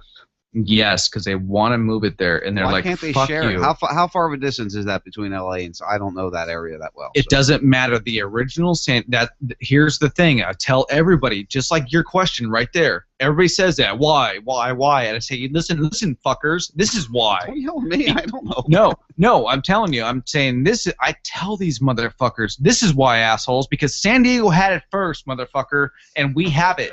So don't fuck us. This is like Israel and Gaza going on here. No, God, no, are they no, no. start lobbing bombs at each other now? It's fucking principle, and these people, some of the people, there's fat cats with all those fucking dollar bills in their pocket, and they don't give a fuck about the fans. They're like, listen, it'll help this city grow.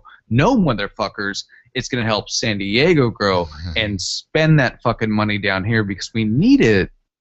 LA does not need it. Hey, LA, hey, wake up and fucking let the tax revenue off of the fucking Actors Guild. And let them shoot in fucking LA so they can make great TV shows that we all want to watch that are going to go to the con that you're fighting for to get out of San Diego. These people are thinking fucking backwards. They have no fucking clue whatsoever. Nate, I got to ask you a question.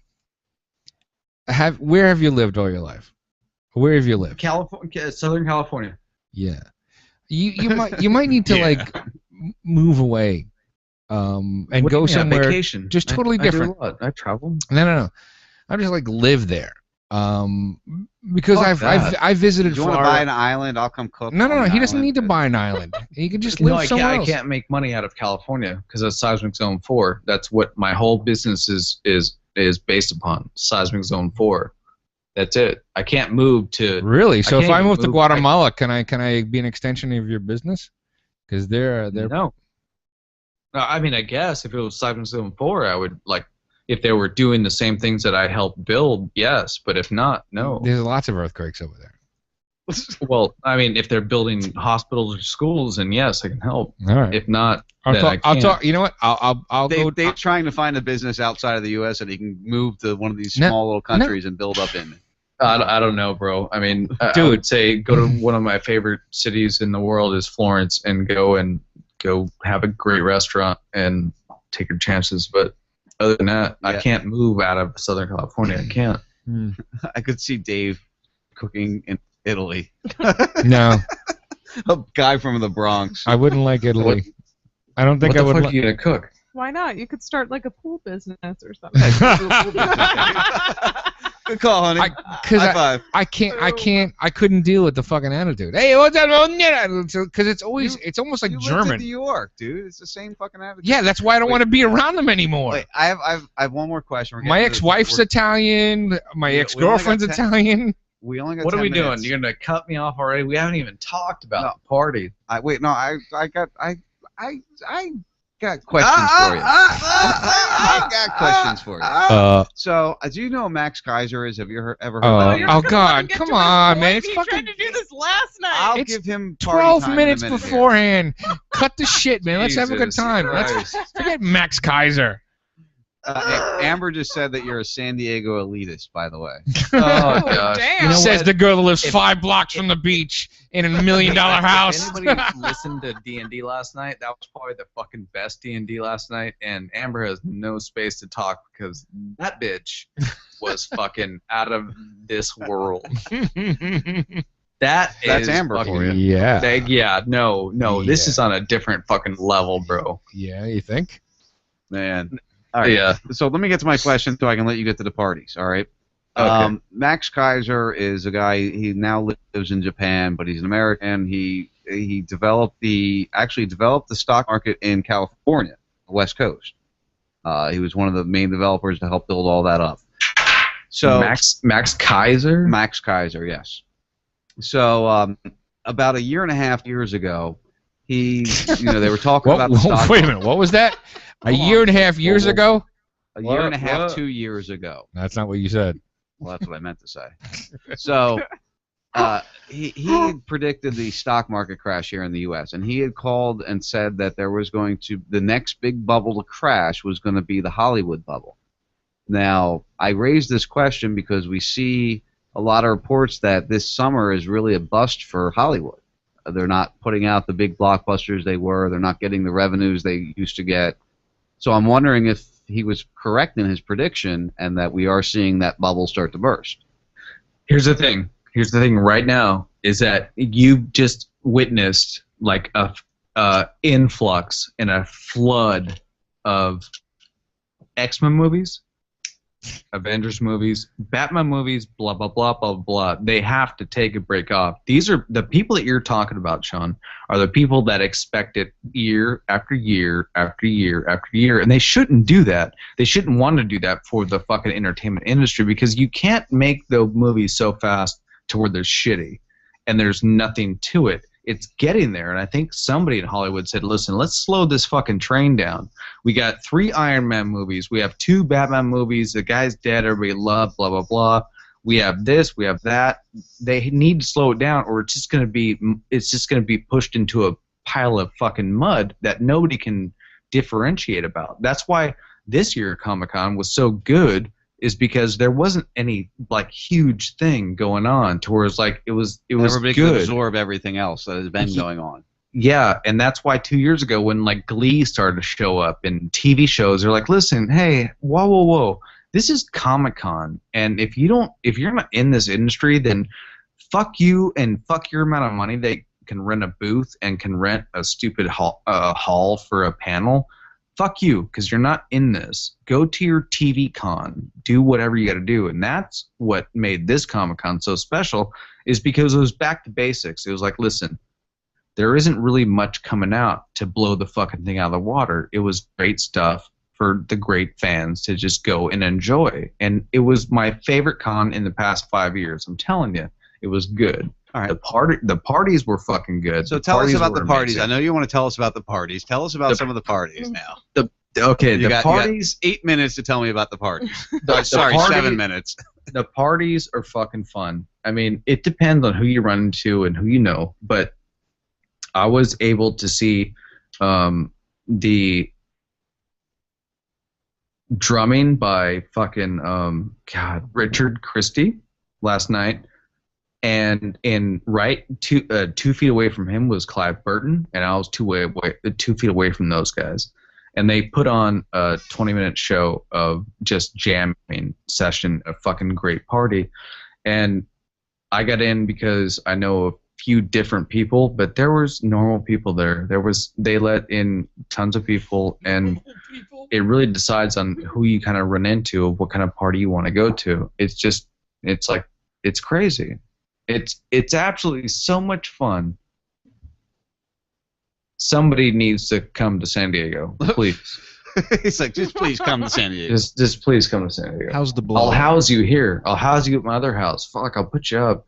I mean, just buy the fucking tickets and get here because it's such a. Now, when's this going on for? When is it over now, or is it this week? No, it'll go through tomorrow, but that's for the rookies if they want to go Sunday and clean up the mess.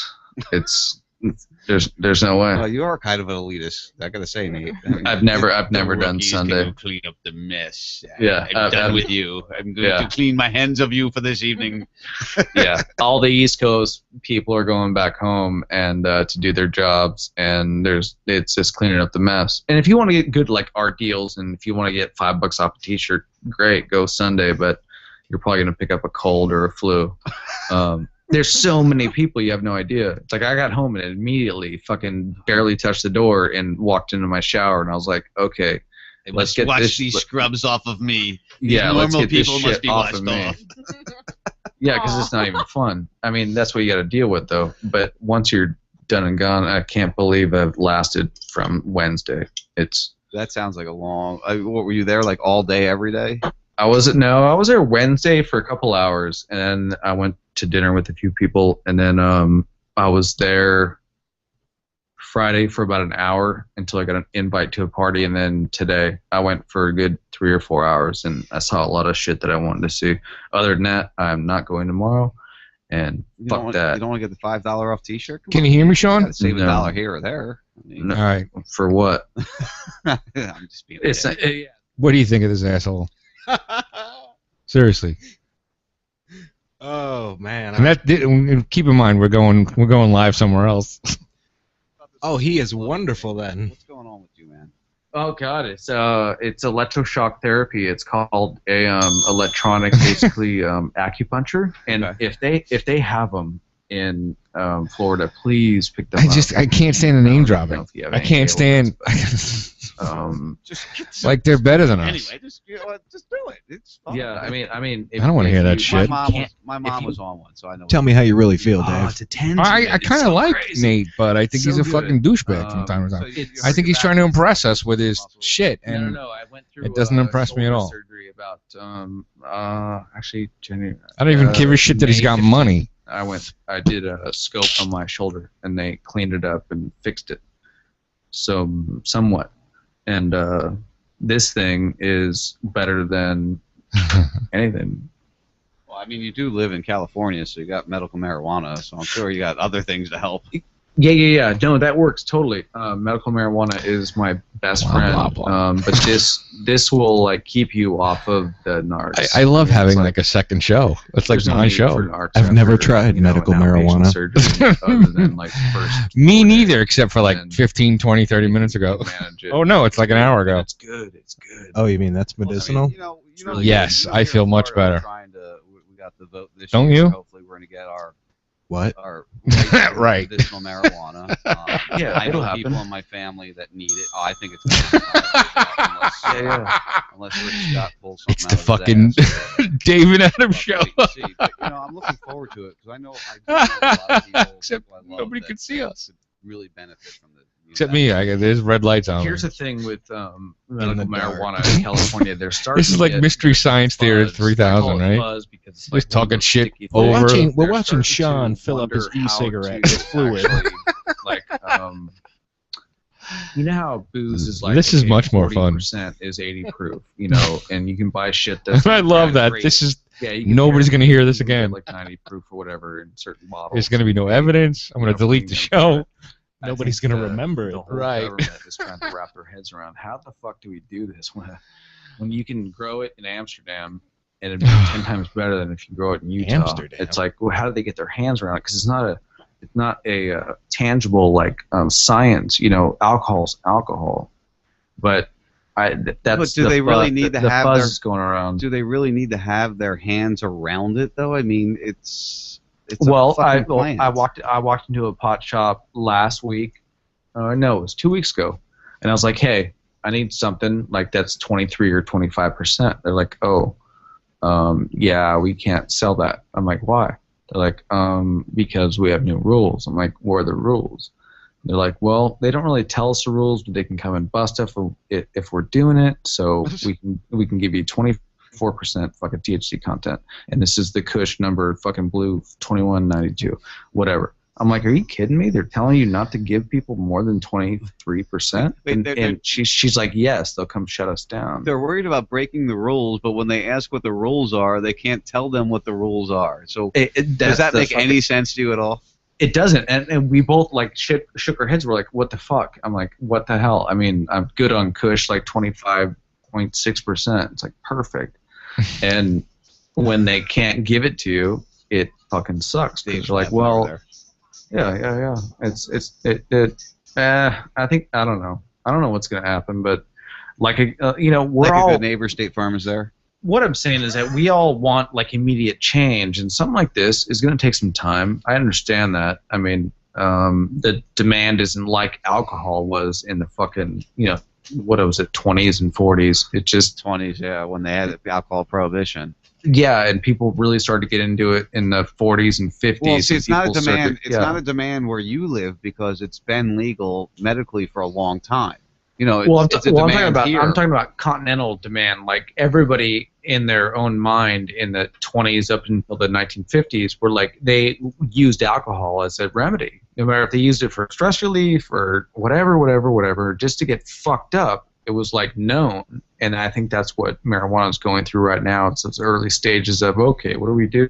Blah blah blah. How do we do it? Well, if you recall, though, a lot of those snake oil used to sell were heroin. You know, Yeah. A lot of heroin and coke was in that stuff.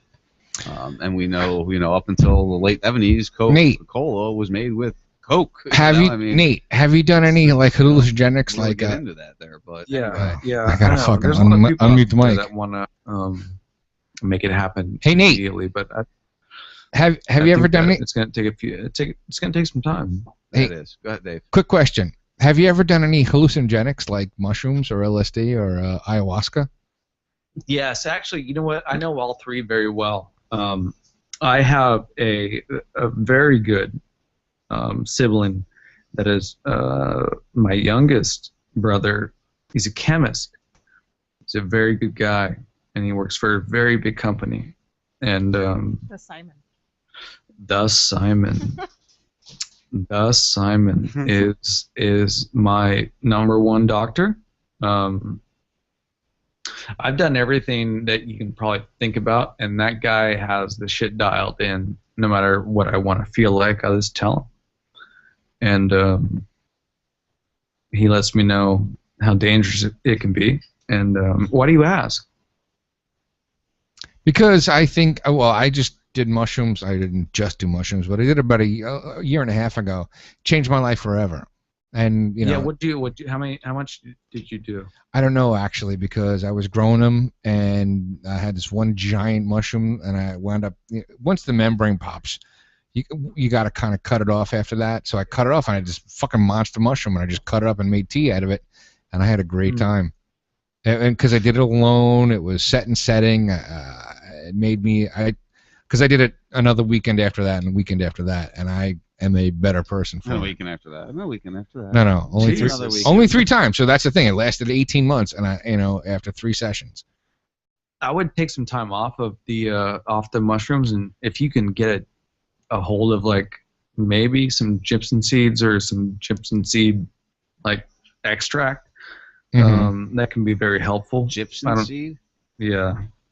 That's interesting. Now, what's that status like? Like, is that something you buy over the counter? Is that illegal in the States? Is that just really hard to find?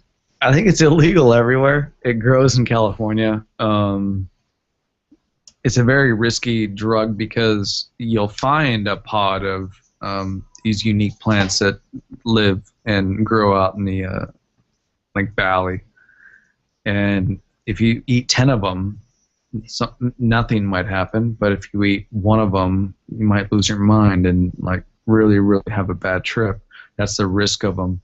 So this is really something we're not recommending here on RazRadioLive.com. No, not at all. But if you can get into that good groove with that drug, you might be interested in it, allegedly.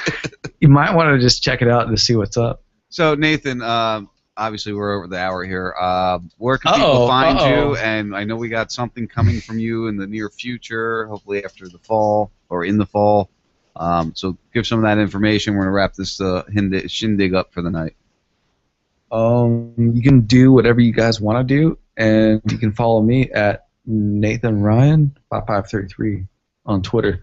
Other than that, these guys are great. I mean, I've never actually really ever called into your show for more than maybe 2 minutes or at the most, but thank you. Yeah, you guys stay up late over there, and I thank all who's on the line and everybody who's listening. I love you so much. Love you long time. We love you too, Nate. Don't go anywhere yet. I'm gonna shut the show down, but we're gonna talk for a couple minutes after. 10-4. Sit tight for a minute. Dave, any last words? No, that's it, man. No, that's it. That's really. good. I'm feeling fine, and it was a great show. Hey, Darkman, got anything to say? Honey? Hey, too funny. No, good night. Love you guys. Yeah, well, I appreciate you guys listening to the first 52 tonight. I hope you enjoyed yourself. We'll be back in 2 weeks. We will not be here next week as it looks right now. So oh, man. We'll miss you next week, but we'll be back soon. And we'll Be make sure safe. we have extra fun just for you. And we love you. Peace. Peace. All right, we're clear. Who's on with us? Just us. Just We're me and clear. you? Oh, it's me, you, Nate. You said you. Oh, You know what? I think we should plan to stay in Clearwater on Saturday. okay.